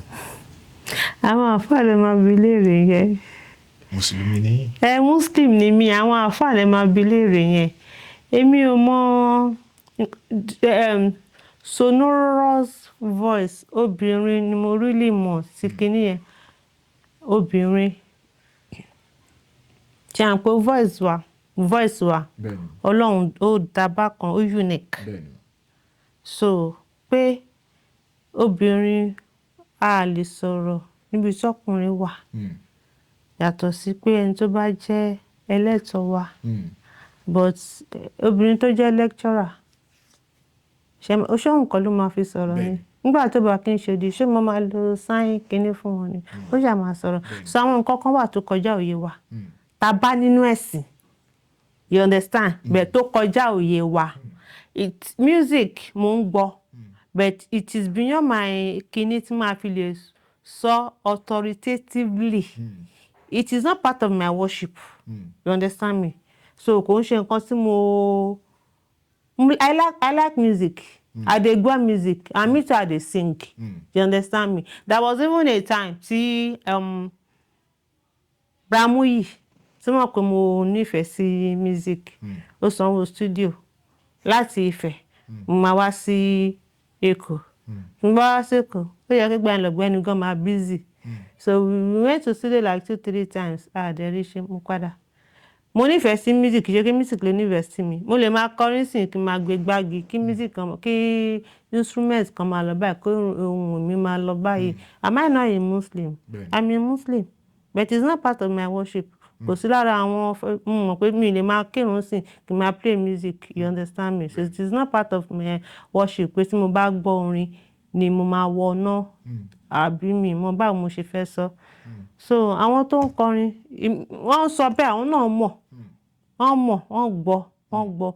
But nǹkan tó nífẹ̀ẹ́ sí, tán believe pé mo mọ èèyàn kan, mo gbọ́ interview ẹ̀, ó ti late sí obìnrin ni, ó lórúkọ gan nínú ayé náà ni. Wọ́n dẹ̀ ń bí pé ṣé o mọ̀ yìí pé music Ọlọ́run ò nífẹ̀ẹ́ sí nǹkan kan bẹ́ẹ̀ yẹn. Tó bá dẹ̀ ń kéwú báyìí nínú music ẹ̀, ó ṣe kinní gan. Lára àwọn tọ́lọ́run gbà fún náà tó ń kọrin.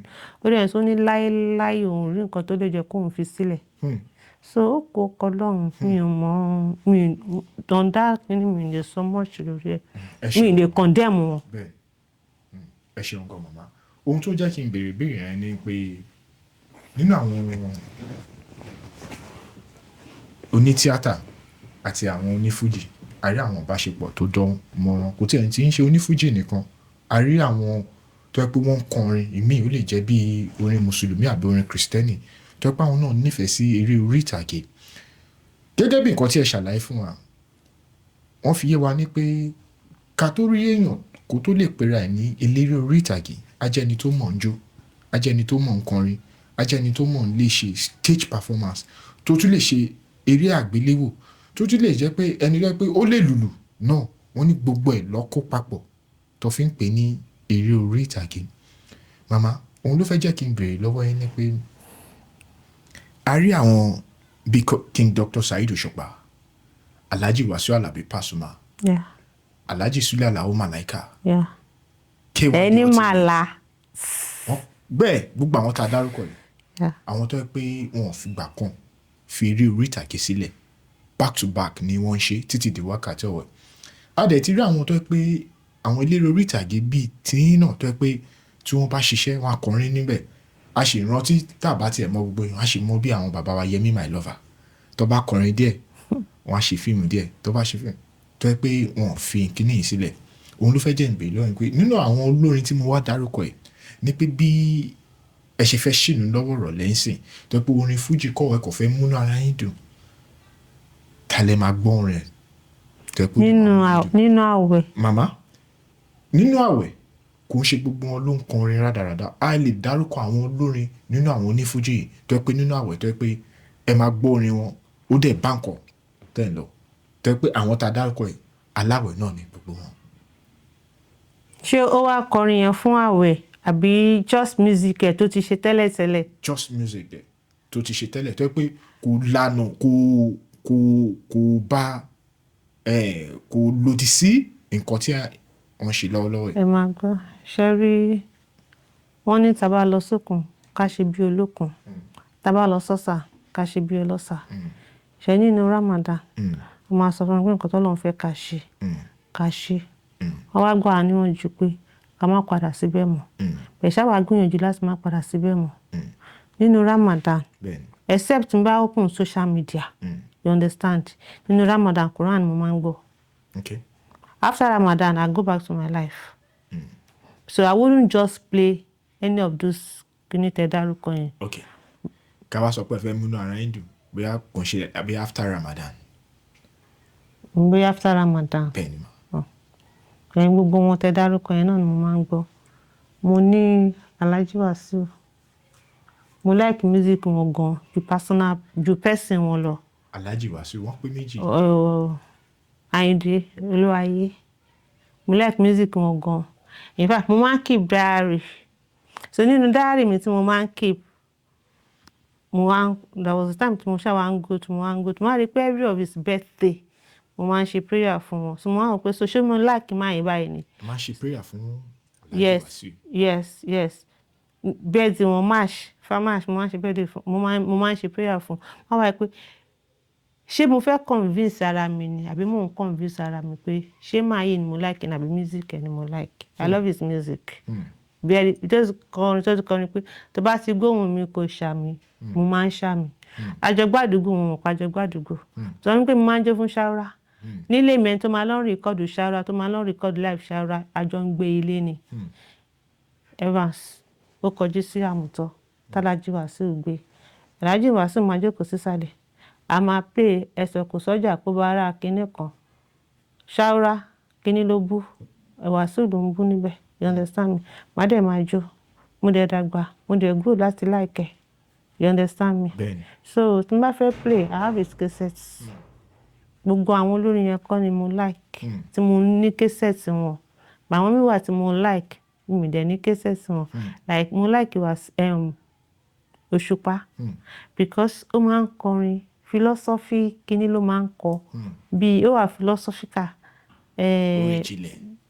bí Alhaji Barrister lóní tó máa ń kọ you understand ó máa kọ ó ní pé ẹ bá kíní kan ẹ bá ń lọ kíní kan àkàbà ọlá ó ní tá bá ń gun àkàbà ká máa ṣọ́ra ó ní àkàbà tá lè gùn ó lè gbéyàn ṣubú mi ò rántí dáadáa mo ní cases yẹn lọ́wọ́ ó ní kọ́kọ́ ló kọ àti in collaboration pẹ̀lú ẹnìkan Islamic singer kan ni wọ́n jọ kọ́ mo ní lọ́wọ́ alọ́pàásùnmọ̀ gan mi ra cases ẹ̀ mo like ẹ̀ gan wọn kò sí nínú àwọn olórin tí máa gbọ́ mi máa sọ pé ta ló ń kọrin yìí Malaika mo like music ẹ̀ mi ra cases ẹ̀ rẹ̀ kò sí nínú àwọn olórin tí máa gbọ́ tí mo máa kò ṣe and so many like that then Alhaja Salawa Abeni ìbà ìyá mi o I love her so much very dearly pàápàá náà ó dẹ̀ pé mo ní cases wọn bíi méjì kan wọn sí ní olórin tí máa gbọ́ tí máa ní pé ta ló ń sọ̀rọ̀ àbí ta ló ń kọ orin bẹ́ẹ̀ nínú Ramadan just like your question mi ní play gbogbo wọn yẹn mi ní play wọn. ẹ wá sàn kankan ẹni ẹ like orin Alhaji K1 The Ultimate but personally ṣe like Alhaji. mi rò bẹ́ẹ̀. kí nìdí. mi kàn Alhaji ó máa bùgá all the time ni.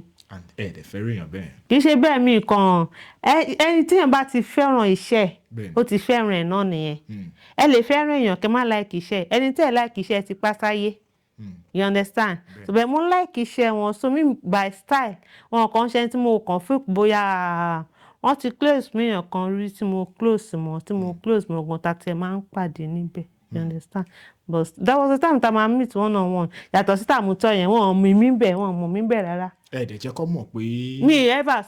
mi ever sọ fún wọn rí pé àjọ gbé níbi báyìí rí kinní kan wọ́n mọ̀ mí as an artist wọ́n máa ń pè ní lapariat nígbà yẹn so nígbà tá a máa wá lọ síbẹ̀ ẹnìyẹn lọ pàdé wọn sọ àjọ wa lọ ni mo wá jókòó you know I saw him coming wọ́n dẹ̀ dọ́dọ̀ wá ṣùgbọ́n yẹ kí wọn ni I was just looking at him like this wọ́n á ní pé get up na shower up you are a star kinní kan ìgbà mo ṣẹ̀ṣẹ̀ wá dìde mo wá kúnlẹ̀ mo ṣẹ̀ṣẹ̀ wá kí wọn mo wà nífẹ̀ẹ́ wá play nífẹ̀ẹ́ mo dẹ̀ wà lórí line báyìí kí wàá fẹ́ wọlé ọ wá ń kí àwọn èèyàn wọ́n ń kí àwọn èèyàn gbà tó dé kan mo dẹ̀ gbójú kúrò báyìí ní ṣe pé mo rúgà kọ́ personal kinní wọn mi ì sí ní fún but iṣẹ́ wọn gangan náà dẹ̀ wọ́n wà nínú ẹni tọ́lọ́ ń gbà fún níjọ́ tàlájì ti bẹ̀rẹ̀ ó ń lọ sókè sí ni so tó bá rí àwọ̀ tó bá da kó yọ́nú sí kó dunnú sí you understand I love him so much his work. Yes,